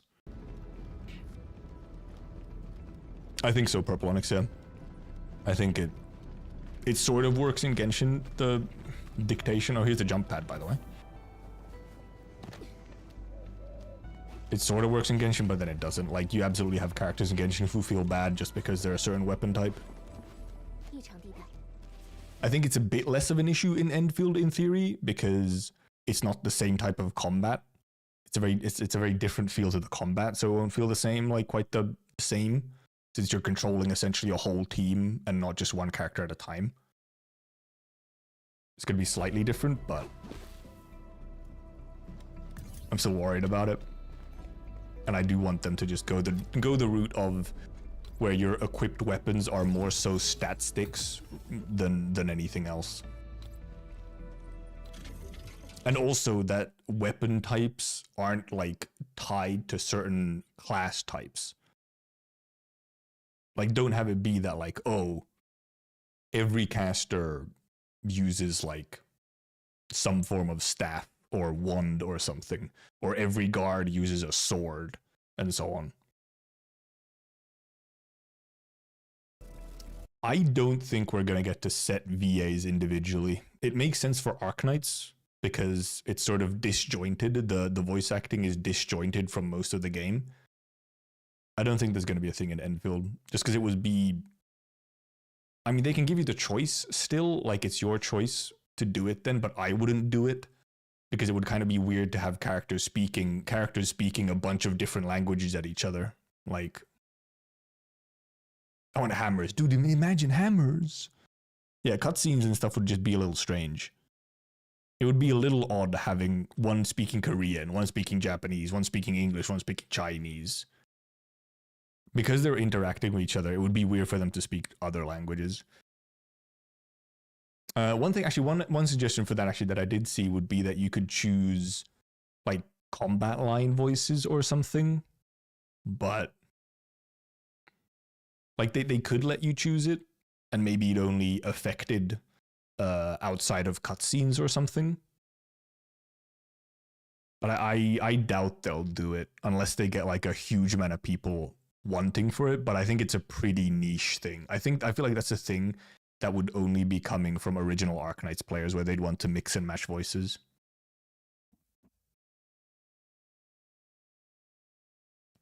And for example, for the EN dub, if we get a bunch of accents, I feel like that somewhat covers it even.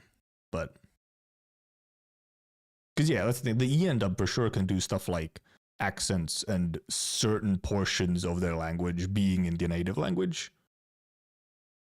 I think that could work. And actually, I'm hoping for that. I'm hoping the EN dubs takes a very similar approach to Arknights, where they have a bunch of native accents and like some native words and phrases thrown in there, but the overall language is English.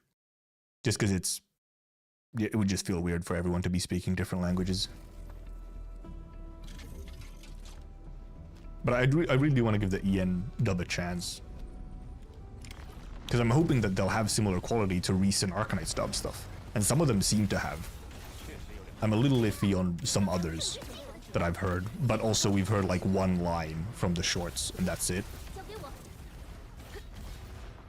And yeah, here we have the towers. Okay, this is like a stunning tower, and this is a boom boom tower. Yeah, I'll be giving like feedback for... I mean, well, I'll just be giving feedback for goddamn everything, so... Half of my streams are gonna be like me sitting here, writing into a notepad. Because I'll run into something and I'll be like, oh, gotta write that down so I remember to put it in feedback. I'm gonna be alt-tabbing into notepad constantly. God, that makes me realize, God, I hope the game is alt-tab friendly. If the game has issues with alt-tabbing, that's gonna be very annoying and possibly very problematic. Because as a streamer with 2 screens and everything, you kind of need to alt-tab a bunch. And I do hope that they have borderless already. Yeah, that it's not just full screen.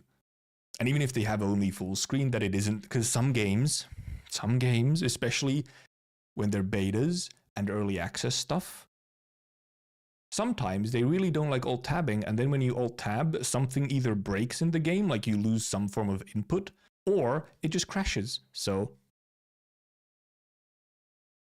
very much hoping that isn't an issue. Is there a game with really bad alt-tab issues? I think it's mainly games that have performance issues in general, but some of them just really don't like alt-tabbing. Like, I started Path of Exile 2 recently, And because it's early access and it has like performance issues in general, sometimes it can just crash if I alt tab. Either it's like a bunch of black screen after alt tab. Yeah, Path of Exile I had crash sometimes from just alt tabbing, even though it has borderless window and everything. Yeah, some games just do know. I never noticed that there's like a loading icon at the bottom right. It's a little pyramid spinning. It's that pyramid shape that we see everywhere spinning. Right, and here's one of the, we were talking earlier, way earlier in the stream about the loading screens. This is probably a hidden loading screen, this boat. Just cosmetic. Probably there was cosmetic because it's supposed to be... I mean, you probably still have loading screens if you're moving between, like, the bigger areas. Like, if you load into the spaceship and then load back into the ground, you're probably going to have a loading screen. So there's going to be still some loading screens, but supposedly within maps, it's seamless loading screens. If you're getting outside of combat, do you want to explore the most? Honestly, the exploration, probably. But I also have a feeling that there's absolutely going to be some streams where I'm sitting here 10 hours in the factory. Yeah, here it's probably just used as a transition. They didn't actually load into anywhere. Yeah, that was probably a hidden loading screen. The little, boat there, or the little ferry. Was that this bird thing? Heron, or whatever. Or the hub base also. Yeah, oh yeah, seeing the hub base with like all your characters possibly just hanging around as well. Getting to like talk to them. Seeing them live their lives.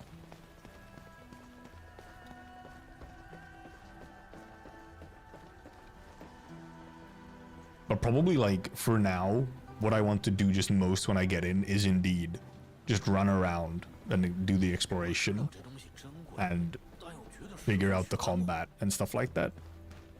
And that's probably my #1 priority, other than the story. I will obviously be focusing on the story fairly hard for as long as it lasts.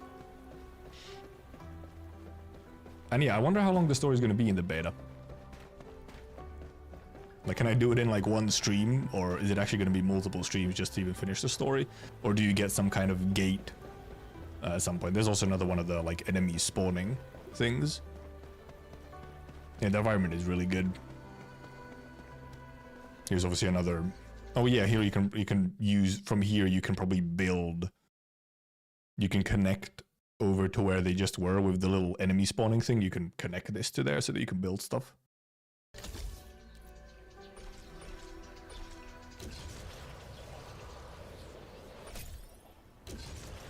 Yeah, some parts of this particular map are a little like, it's mainly the fact that like, maybe it's just this particular area, but there's like no enemies. Obviously they're not interacting with everything. Like you get some of the, like, that was probably a mineable resource there on the right there. You can obviously pick up a bunch of stuff. This one seems to be crafted a little bit more to showcase the building, like the factory aspects. And yeah, when we go through the next part with like the rice fields, it indeed is like, doesn't seem to be much anything to interact with. Texas was 4 bosses long, it took a bit, so it wasn't one stream's worth. Yeah, it might be. Because I'd assume the beta story might actually be decently long even. And yeah, this one does seem like they've gone through it since it's like fully built. It's like maybe a more already explored area. And obviously we see like one part of it. And obviously, yeah, we have all the pipes. And some people, some factory building nerds were pointing out some of these pipes. If you go back a little bit, where is it? When you first see the pipes here, they pointed out that some of these pipes look a little rough. Some of these connections between some of these pipes are a little bit rough. I think when they start like going down and when they turn on some of these, like some of these connections and like turns in these pipes is like glass doesn't work like that. They're like very abrupt angles and they're kind of blocky in a weird way when they have to go like up and down and to the side sometimes. Like, oh yeah, here here especially. Like you look at some of these It's like, oh, well, what is going on over there? It's like a fucking 90-degree angle. Glass doesn't work like that, or whatever this is. Some of these look a little like, oh my, what is this? What is going on here? What is that? Look at that thing. It's like scrunched up. Why is it scrunched up like that? What is going on? That is like not in, that is clearly not intended. This one is bad. Look at this thing. Like the turn is way too tight, so it's just like mushed up on both ends. It looks like someone has bent it wrong, even if it's plastic. Like, that's rough. That's rough.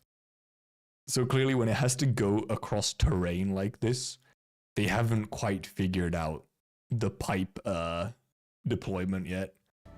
That's really rough. And because also, they like, it seems like the quality of the pipes changes drastically when it gets into the base. Like, even the color of the liquid inside, it went from like a light blue to like a dark blue. Like, why is the color of the liquid completely different?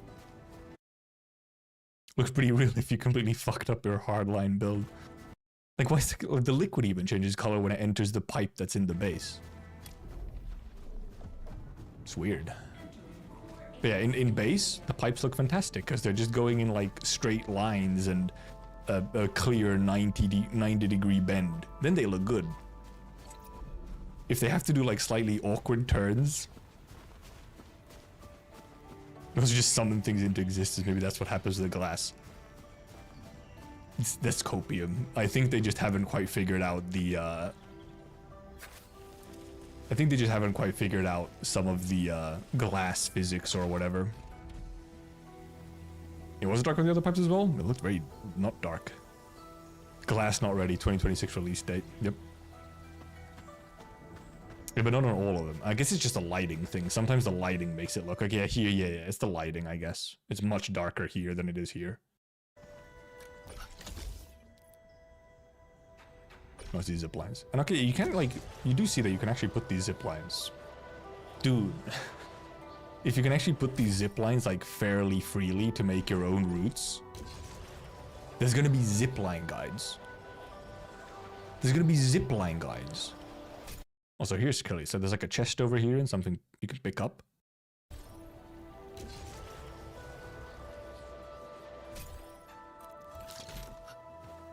The weapon color glow. What was the weapon color glow again? It was a little rabbit.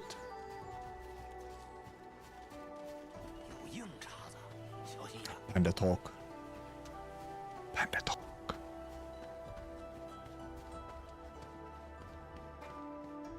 Haven't filtered it yet. Because yeah, here, like this area looks fantastic, but I mean, yeah, it doesn't seem like any of this is interactable. This is clearly you can do something. There's like a whole. There's some of these here which connect like something. But otherwise, okay, there's a little Ethereum thing over there. Like there's some stuff here, but it's a little empty.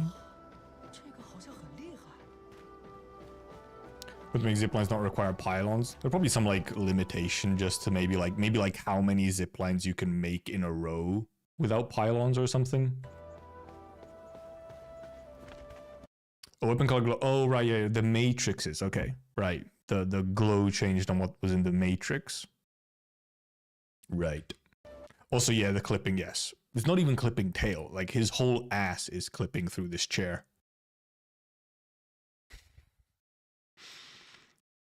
You know, hey, a work in progress build, obviously. It still looks pretty darn good. Chair can contain his gyat. Also, this is a pretty big chair. This is a bulky chair. Bamboo chair. Pretty sure ziplines are tied to pylons. Same 80-meter range from them, and obviously they also consume energy from pylon total, yeah. It might just be, well, because, well, yeah, we'll see. We'll see. We'll see how, like, how much of a... how wide you can spread the zip lines. There's a bunch more stuff. Because yeah, this area looked a little bit more empty, but maybe it's just because, you know, for the showcase, it was like an already cleared out area. We saw Gilberta.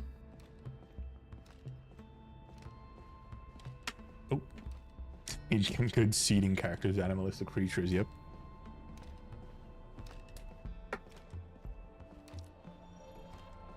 Yeah, they do have to deal with all the animalistic features at all times, because everyone is kind of supposed to have them. And yeah, here indeed, base. Go and interact with all your waifus and husbanders. The second map like looks very good, but it does seem a lot more empty in some ways. Well, from this at least. We'll see obviously how it is in the actual beta. It might be very different in the actual beta, but we have Ember. Look at this silly woman. Why is she dressed like this? What is this? I will still never understand this outfit, man. Oh, I gotta check when Shahi sits down. I never noticed the tail curl. How many expansions they could for the space station base? Probably a fair amount. I mean, they can just like add extra rooms, right? As long as you don't see the spaceship from outside too much, then they can just add extra rooms. And obviously we only see a very small part. Like, it's very clearly a very big spaceship. There's a lot of rooms, like there's a door on the other side. You can see a box clip here. Oh boy. Yeah, there's some clipping still. I mean, clipping is hard, man.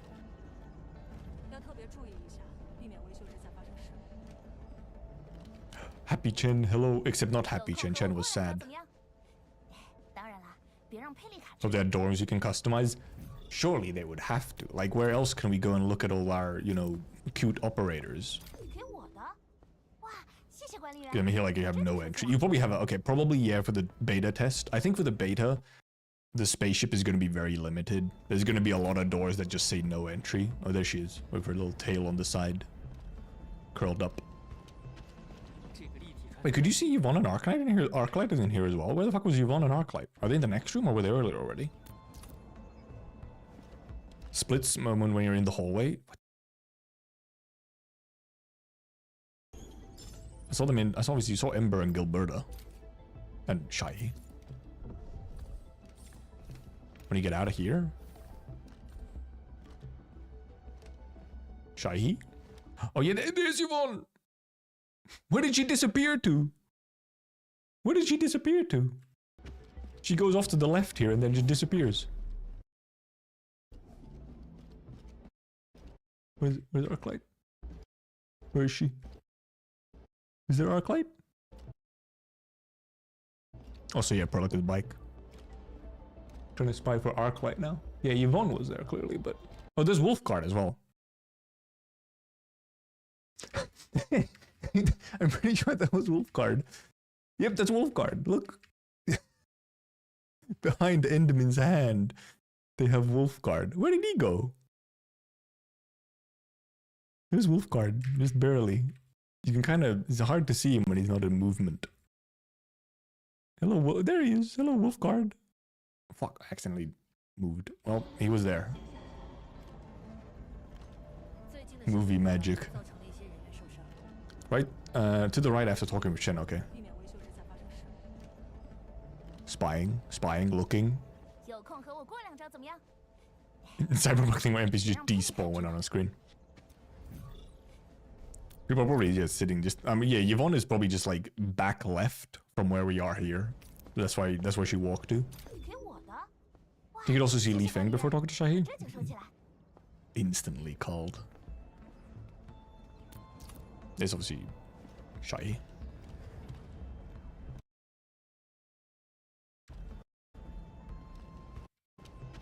Oh yeah, there's Arknight. Yeah. He's kind of behind you guys. Wait. There she is. Look. It is her. She has been found. Fucking where's Waldo for Arknight?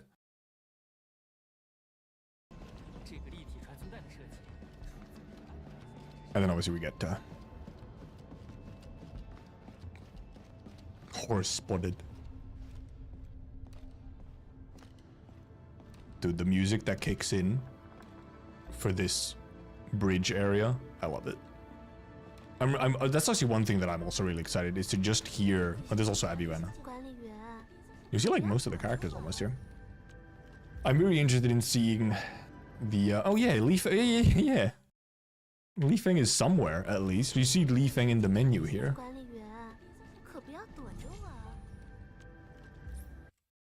You see Li Feng in here, yeah. Yeah, Li Feng is in like a factory or something.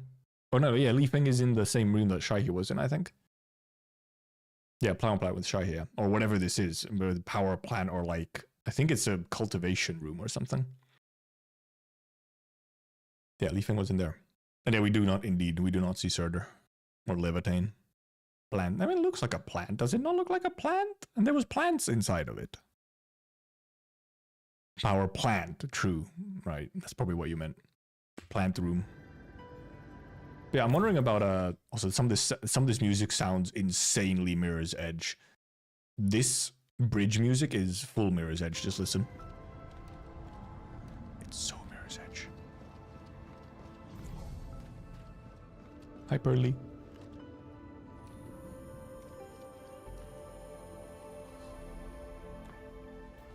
Oh, I love that music. The vocals. Oh, sheesh. This little bridge theme makes me very hopeful for like the ambient music, because I'm very interested in how the ambient music will turn out. Because obviously we don't hear a whole lot of it. Like when we're walking around just here and whatnot, you don't hear like, it's very low key. You kind of have a little bit of combat music and then just kind of like some very ambient music, but we'll see. Because I don't want it to be, it can be quite ambient, it doesn't have to be in your face. But then if it's like so ambient that I pretty much don't notice it, it's a little... The other characters here, regardless of them being in a factory. Yeah, that's the thing, yeah, some of them were indeed just here. They weren't assigned to anywhere, but they were walking around. Wolfguard and Arknight were just walking around, and Yvonne as well, despite them not being assigned anywhere. Shai was told to go rest, but she's still listed produce. Does that mean that after being rested, she'll return automatically? Might, yeah. It could. Because, yeah, Shai was still listed under the power plant. Wonder. Didn't play it through because it crashed each one when I tried to tab out. Wait, what? Mirror's Edge? What do you mean? What game? Oh, yeah, Mirror's Edge, yeah. Shai cultivating chi energy. And yeah, cultivation with, you know, Chinese novels. I think all of them are pretty noticeable. I kind of want to hear some of the ambient music from here again. Well, I'm assuming probably a lot of... I think there's going to be a little bit more in-house production. Oh yeah, here you hear a decent amount of music. I did forget about this music, which seems to be sort of inside the more built area. Because I'd assume there would be a little bit more in-house work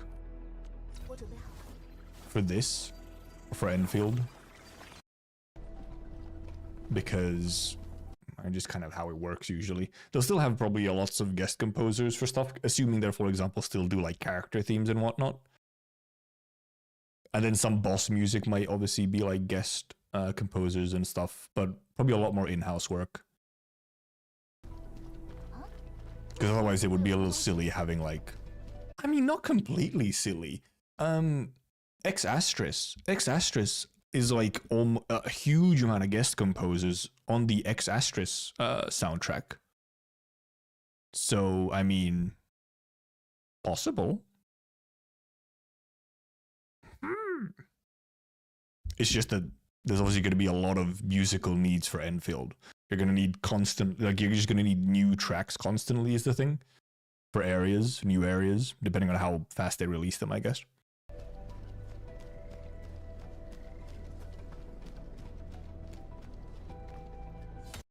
One character seems to be unlocked in game, like HSR. Yeah, if you could have like a jukebox to play character, like themes on would be nice. We will hear a little bit more music this time, obviously. Need another battle theme from Lappy. Because that is one thing that I think, because I feel like for Endfield, the music has to be... Essentially, the music probably will have a little bit less variety in themes compared to Arknights. Just because the kind of game is. Like, Arknights EPs and music can be so many different genres because it's so varied, the world as well. But it feels like the music, the OST has to have a little bit more cohesion in Endfield because of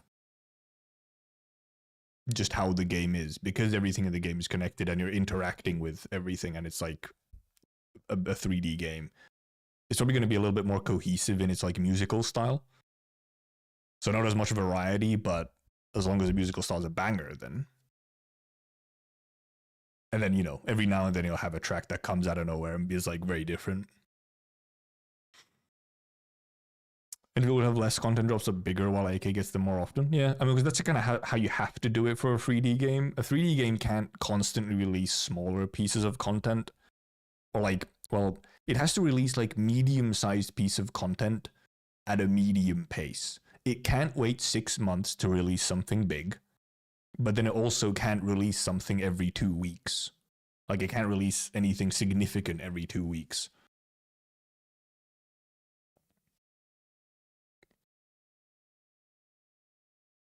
Imagine I will burn the clouds where every time Gardner uses her S2. I mean, obviously, yeah, they'll have like different areas will have different musical styles. Obviously, in that way, yes. But they'll sort of still be like, they'll have kind of a similar musical design philosophy for them, I think. And there might be like, it might be sort of the same couple of composers making music for all the different areas, so that they have this like similar style to them, even if the genre or theme is very different.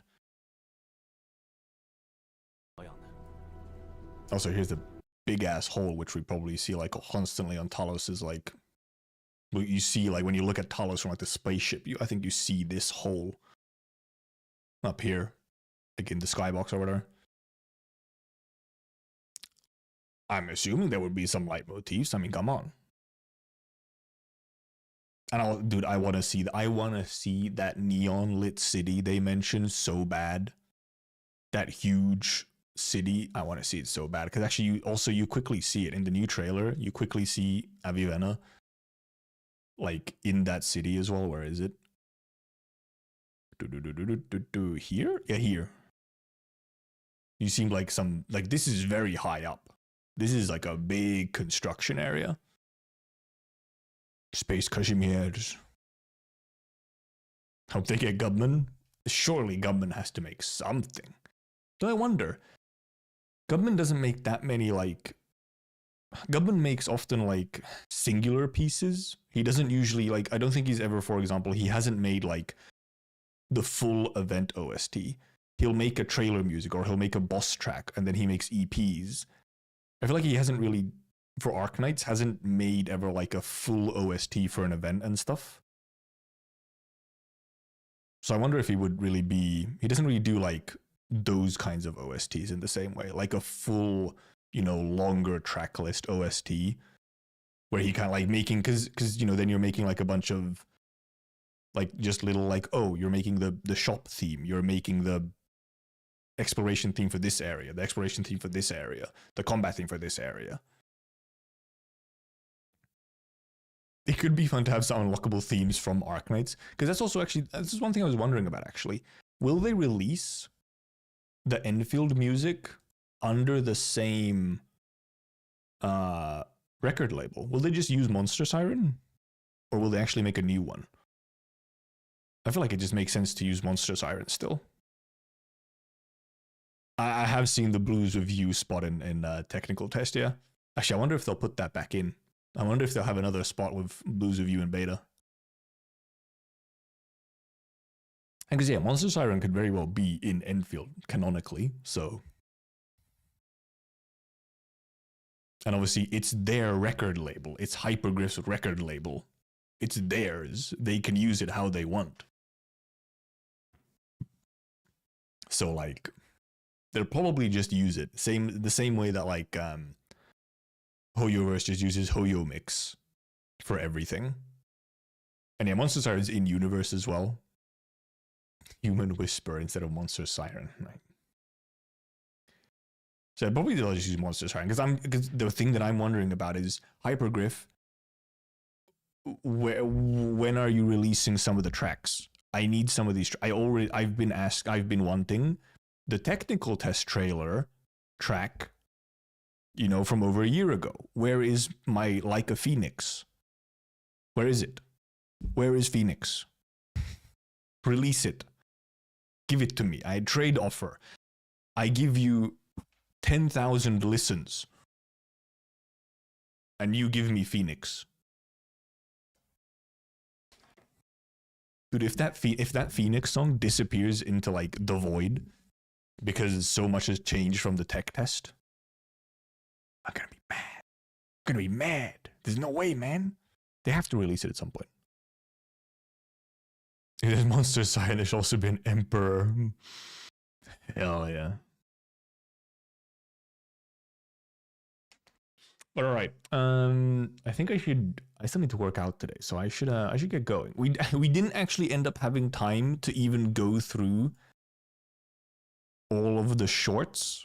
I wanted to go through the character shorts and listen to the voice actors again and compare them for English and Japanese. The main thing that I'll mention, Ember's English voice is really good. I really like Ember's English voice. My blade is cast and honed by the northern frost. I only pray that the southern sun has not softened its edge. She sounds so good. The casting is like perfect. If only I liked her design because she looks so stupid. She looks stupid. I don't understand her.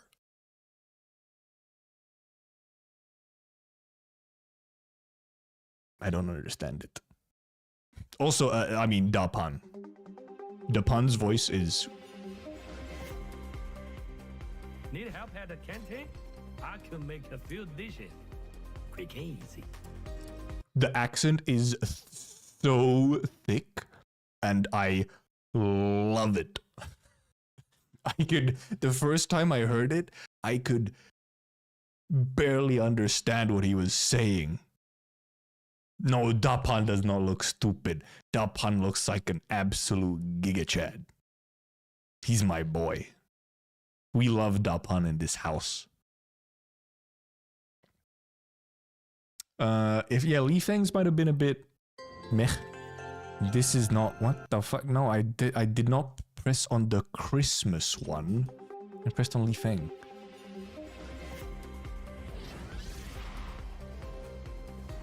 I want to do more and get better at it. Yeah, it's just, well, cause it's like he says like 5 words. It's hard to judge, but it just the delivery sounds a little awkward. And Surtur's EN or Levitane's VN is not it.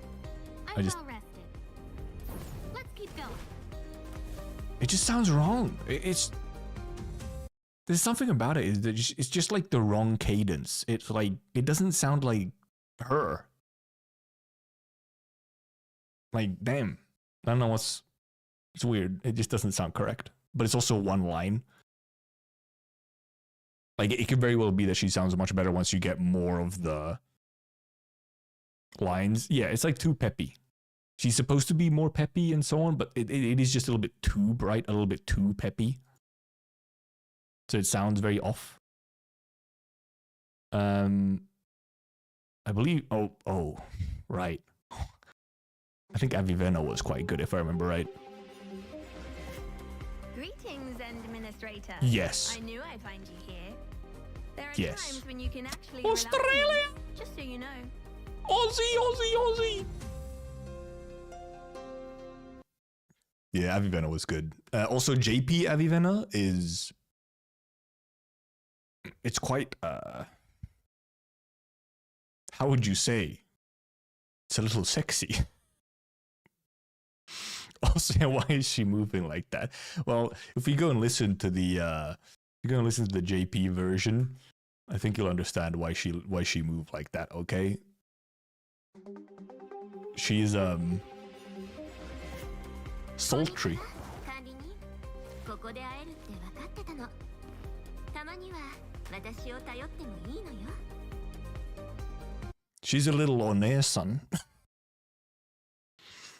Korean people hate to have even a KR voiceover. Is it the usual super squeaky Korean woman voice? Endfield gravel, kinda, yeah. Keeper curse. Damn. Oh, also another one. Can we talk about Yvonne's English delivery? Let's just listen to this, okay? Hi, we meet again. Just call me Yvonne. This is my first trip for quite a while, Inmin. Pleasure doing business together. Why does she talk like that? Why does she talk like that? How is she both monotone and not at the exact same time? I'm confused. I don't even know how they managed to do that. But that's just like that's just like a directing thing. It's just, I think she just got weird directions for what to do. She did a line and they were like, "Yep, good enough." It sounds really weird. The delivery is just really weird, and I think it's probably just odd direction. It's very unnatural. Like, I kind of get what they're going for, thinking about the context of the sort of character that Yvonne is, but it just doesn't come across correctly because it's so weird. I don't understand how they made it monotone and not at the same time. It's just strange. Well, that's the thing. She's a bit of a bitchy gal type, yeah, and she kind of sounds like it. Like she's trying to sound like she's kind of like, you know, a little like, she's kind of bored. She's sort of like, whatever, you know. But then it's like not correct. She ends up sounding monotone instead. So yeah, it's confusing. Yvonne is the one that I'm most confused about, and I feel like probably will be different in game. Bubbly bored, yeah. Like bubbly bored would be like the correct version. Whatever we have now is just strange. The delivery is off, but I think the delivery is off because of like just more so direction. And probably like, you know, they did the lines and then, you know, the director or whatever was like, okay, yeah, we'll just go with that. Instead of redoing it because they just wanted to get the lines out or something. It is very rare that it is the voice actor's fault that the performance is weird. What's Yvonne JP? Actually, I barely remember what Yvonne JP is. What is Yvonne JP?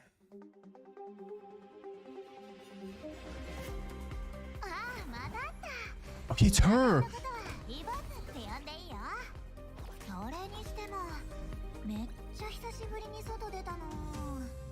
See, JP Yvonne is like spot on. First of all, it's Amamiya Sora, so, you know, she's a fucking professional of the professionals. Like, that has the correct energy and cadence for what you want. It is like the sort of the gal. The fashionista girl who's a little bored and is like, damn, I haven't been outside in a while, though. Because she's also a massive nerd. She's like a hickey neat, almost. Yeah, the English delivery is just really weird for Yvonne. It's the one that I'm most confused about. I'm not really confused about anyone else. And then there was a bunch which were just kind of like normal. Like I didn't have anything special to say about. I think like Shaihi and Arknights just did not really catch my attention anyway. I don't think Snow Shine did either. We got a new field mission, right? Oh yeah, because she says like 5 lines. She says like 5 lines. Because some of these lines are just super short. It's like, I can't get an idea of you. Don't be shy. Come closer. Yeah, Angelina. Gilberta. Oh yeah, 5 words. And I said 5 lines, yeah. Yeah, Angelina is, Gilberta is good. But then also, JP Gilberta is, you know, it's the same voice actor as Angelina, JP Angelina from Arknights, so that it's, especially for the returning characters, it's very difficult to like remove your idea of them from like the original Japanese. So that's the whole thing. What was Arklight? I shall follow the paths of our sages and kerns. There's like nothing to get there. There's like she just kind of says it. Like it's part of her character. She seems to be like a very sort of flat character in that way. The delivery makes sense, but also that you just can't like grab anything from it. Yeah. Gilberta's identity has always just been, because that's the thing, if we go to, you know, JP Gilberta. Hello? That's not Gilberta. Dude, why are you like this, YouTube, sometimes?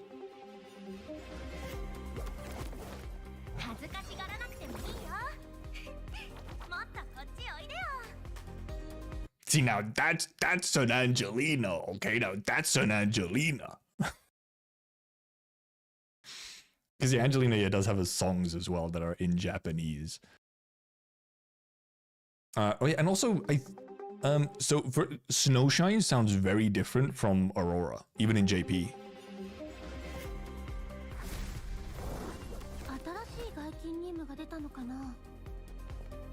Like a little more energetic. Like actually, I went back to listen to JP Aurora in Arknights. I was like, I did not remember her being like this calm and like toned down and so on, while Snowshine is a little bit more energetic.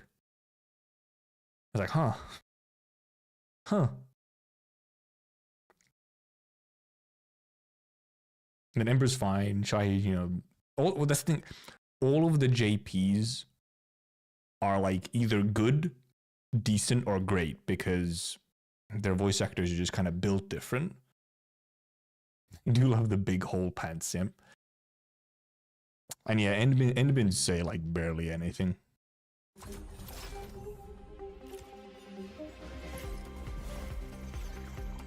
I'm ready.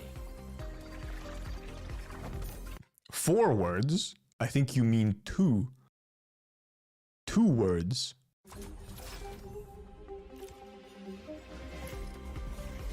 I'm ready. Wow. 2 words. 2 words.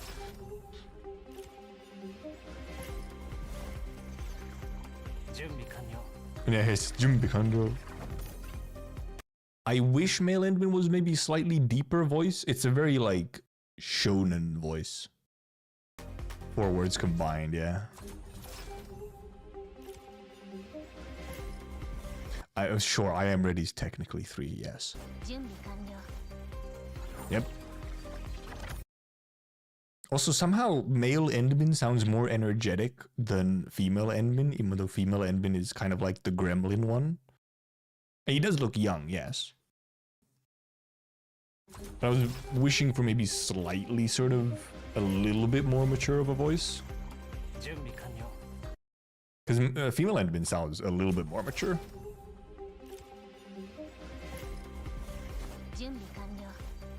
Also, yeah, female Endman in JP and English are actually kind of different energy. I'm ready. Like male Endman or female or English female Endman seems to be a little bit more energetic actually. Male Endman is closeted gremlin. It's kind of the character it's going for, isn't it? Yeah, the smug gremlin energy is very much female Endman especially. And what's up, Pearly? I guess we're going through these anyway. We don't simply talk about our dreams. We do what we can to make them a reality. Pearlka talks a lot. She says words.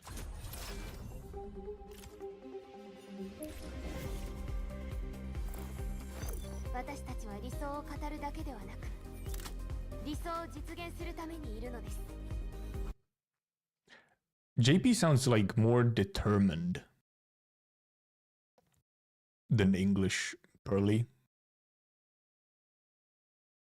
And I kind of just like the quality of voice that JP Perlica has more than male or English. Gonna play as male or female? I think what I'm gonna do is I know that most others will choose female. So I'm gonna take male so that I can see how male Enderman is. And I can then go and look at other people's streams and videos to see what female Enderman is like. So that I can compare them. I'm legitimately choosing it just so that because I want to experience both in some form. So then I kind of have to pick male because I bet most people are picking female. So I kind of have to. Kilted down, Perlica is talking. Pipe down, Kilted, Perlica is talking. Then we have Chen Chen. Chen Chen.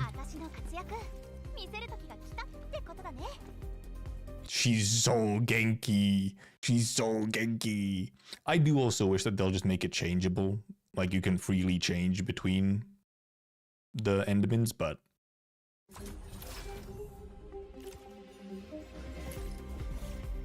My turn to have a go at this, right? both gens are pretty good. They have the same energy. Like they've got the same energy.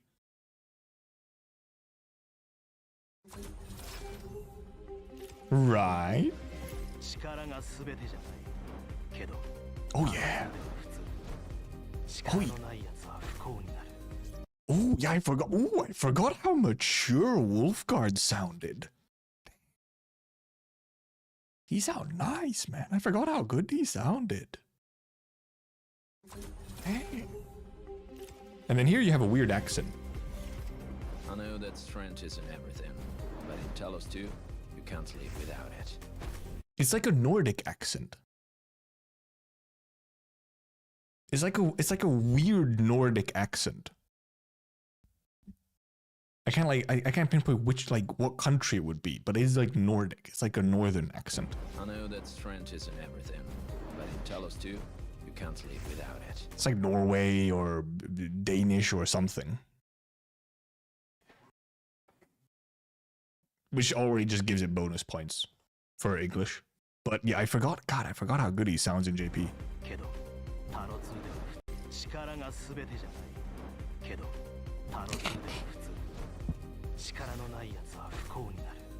He really is him though.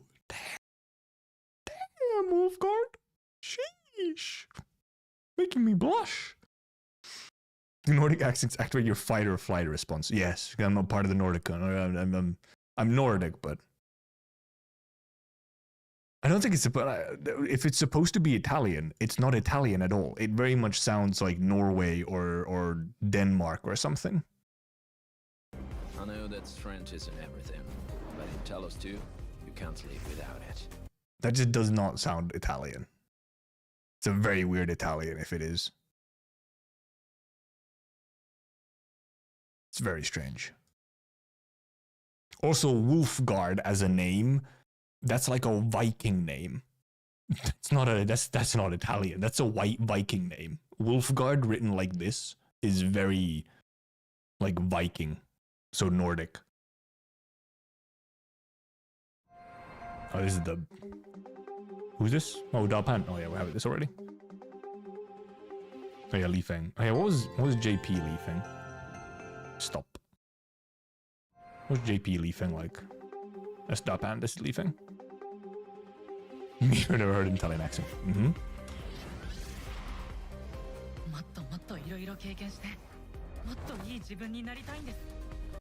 I mean, JP also sounds super shonen. But somehow the delivery just sounds somehow better compared to EN. But I think it's almost more so you hear this kind of voice so often in Japanese because it's so shonen. Metal Li Feng, the arm, true. I want to do more and get better at it. Because you just don't, like, this is... It sounds a little clunky, the delivery's a little clunky, but then... I think it's also partially, you just don't really hear these kinds of performances in English that much. They just sound off in English, while in Japanese you're already used to this sort of very shonen-like delivery. Oh, is it leaving JP Deku? What the fuck? I somehow do not, maybe I hear it? Also, yeah, the line is super shonen. The line is not something a normal human being says. Like I heard more JP Wolfguard than Lee things? Maybe? I feel like I've heard both of them just a lot. Also, yeah, no, his voice and model, his splash art is so insane. But then he's like the shonen character otherwise. So it's a weird little mismatch. Who's this?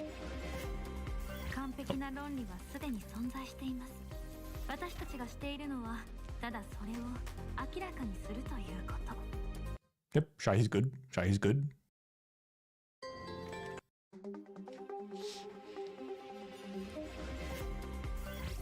The perfect logic already exists.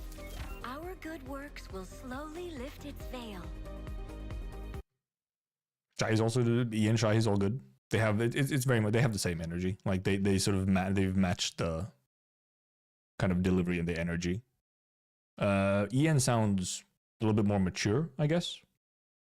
It already exists. Like clearly sounds like, it sounds a little bit like the mic also does sound like the recording quality sounds slightly different. Our good works will slowly lift its veil. Also, he does Ian Shy, he does somewhat sound like you might hear this as like an announcer. Like this sounds like a public announcement voice a little bit. Like you might hear this in like you're in like a hotel hall or somewhere, and you just hear like this sort of, please mind the gap or something. A Neson glimpse. I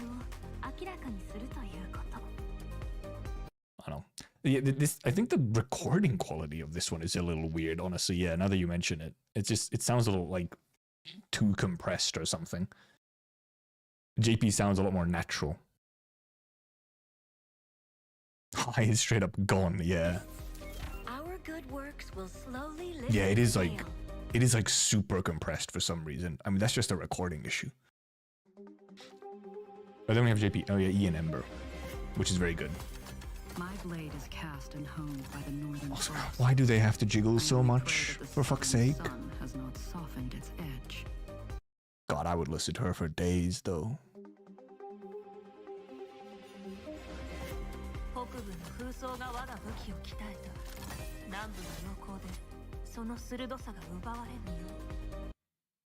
I mean, JP's also really good. JP's also Bronya. Honkai Impact Bronya. Or just Honkai Bronya. So, you know. And yeah, Leduc does know what she wants. She wants the bouncy boo-boo. Name of the VA is out. I don't think the name of the VA is out. It's just people just recognize VAs. And Ember, I believe, is Bronya's VA.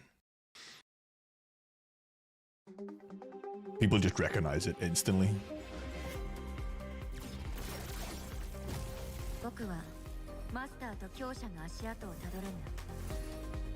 Yeah, GP Arknights sounds just better. I think it's more so just a line delivery, not like a voice quality thing. It's not Ian isn't miscast. It's just the delivery is maybe a little bit too flat. She's supposed to be very calm and sort of flat, but it's maybe a little bit too much. I shall follow the paths of our sages and kerns. The recording also is maybe a little bit off again. Yeah, they probably don't want to name drop some stuff because some of them are not final. The JP ones are probably pretty final. Just because of how the JP industry works with that. But EN VAs could for sure change. Well, because the ENs, you can see the bumps.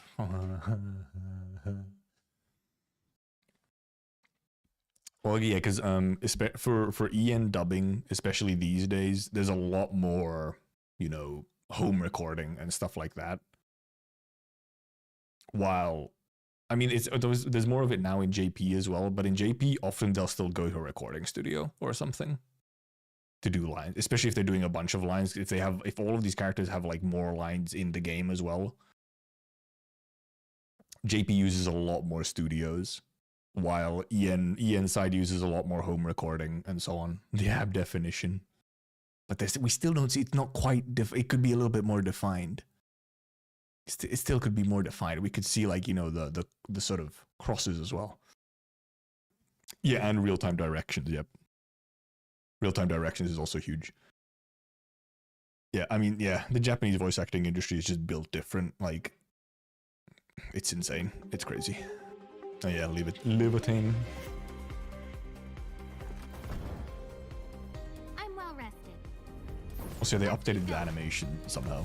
They added like more fire. Just sounds a little. It just feels like it's because Surtur is that's the one where even the casting might be off if the voice is just a little bit too high pitched and they can't and if they can't adjust it.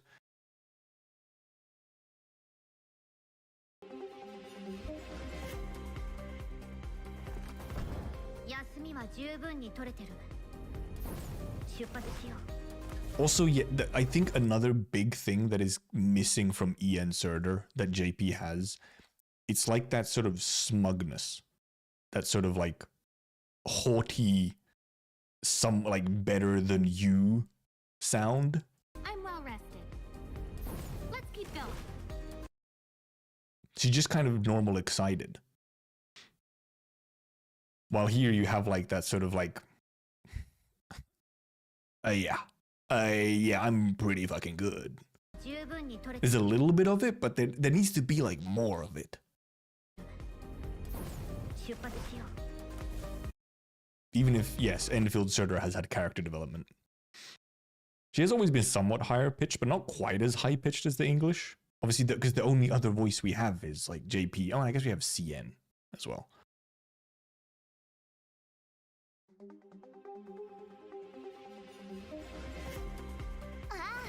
Oh yeah, then we have, yeah, we already went for Yvonne.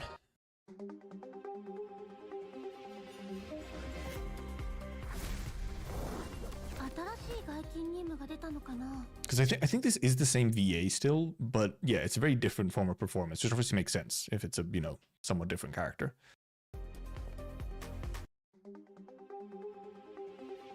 When she does have ice cream, her voice does 180.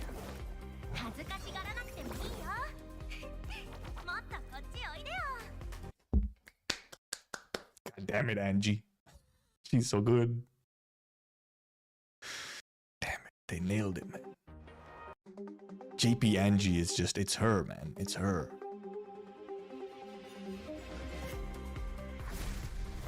We got a new field mission, right? Is it Ian still shine? It's like, just fine. Angie who? No. Don't be shy. Come closer.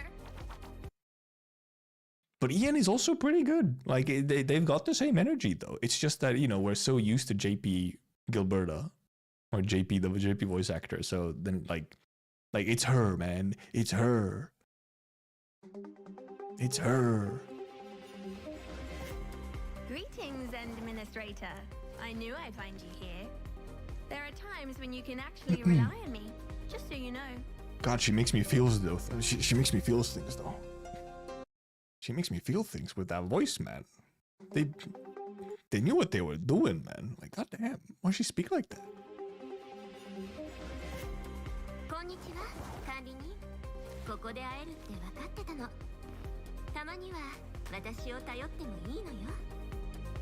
They're both really good.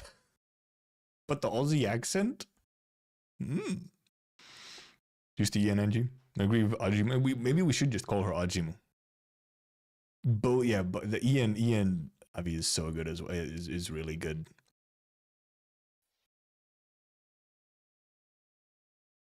Marin? I don't think there's Marin, no. Actually, I do recognize his voice actor. I can't remember their name. ここで会えるって分かってたの。 Does she have heart eyes? No, I think no, they're like diamonds, not hearts. 私を頼ってもいいのよ。 I can't remember what else she's done. Is it no, it is not Hosho Marin, no. I guess I can kinda see that, but sometimes I think, does she or no? Also, yeah, what's up with your pose? Why is she posing like this? Like, I guess she's a little feisty, huh? This pose, that voice.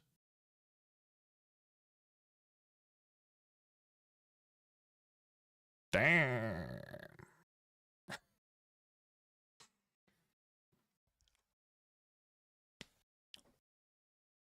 I mean, yeah, there's a bunch of good English ones. I mean, all the JPs are good just because JP voice actors pretty much never miss. They're just kind of too good with their production. For the Ian ones, the only ones that are weird is Yvonne's delivery is very weird. I can't get used to Levitain. Li Feng is a bit weird. Pretty much everyone else is good. Ember or Avivenna are my favorites out of the EN voices, though. They're both really good. Isn't Enfield rated 18 plus? Bunnies do have a higher, you know. Oh no. Oh boy. Yeah, Yvonne is just weird. I think Yvonne's voice actor is fine. Like, the casting is fine. I think she just got some really weird directions for her voice acting. I'm sure if she got to redo some of the lines, it would be fine. They have something for everyone with this cast. Only one is missing a lolly. Oh god. Please don't make lolly models. We don't need them. We don't need actual children in our war. Again. We're good. We're fine. I won't roll for them anyway. Also, they're harder to explain in this situation. In Arknights, it's a little harder to be like, ah yes, actually put in a child. That's an NPC. The newest trailer has an NPC. We could use some child soldiers. Oh, for fuck's sake. Okay, yeah, Durins, yes, but Durins are Durin model and not a lolly model. That's different. They're just small humans. Li Feng is 16, yeah. Li Feng's 16. So he's, you know, a shonen. He's a shonen protag. Pretty much. Okay, and actually ended up being a little bit overtime, a little bit longer than I expected today. Tomorrow, a short stream for the Pepe event. And then obviously Friday, I will try and early as possible to hop into Enfield Beta. It's so real, man. We are... Wait, how many hours? 24 hours plus. We're 31 hours away from Enfield Beta. Whole stream for Pepe web event? Maybe not. Whole stream for Pepe event, aka like a 2-hour stream or something, as we just do a little bit of clearing and use the free rolls and whatnot. But yeah, thank you for coming, thank you for watching, thank you for chatting, thank you for lurking, and see you tomorrow. Goodbye. Bye-bye, goodbye. Bye-bye, goodbye. I was overtime. I'm gonna be working out very late. Goodbye. Bye-bye, goodbye.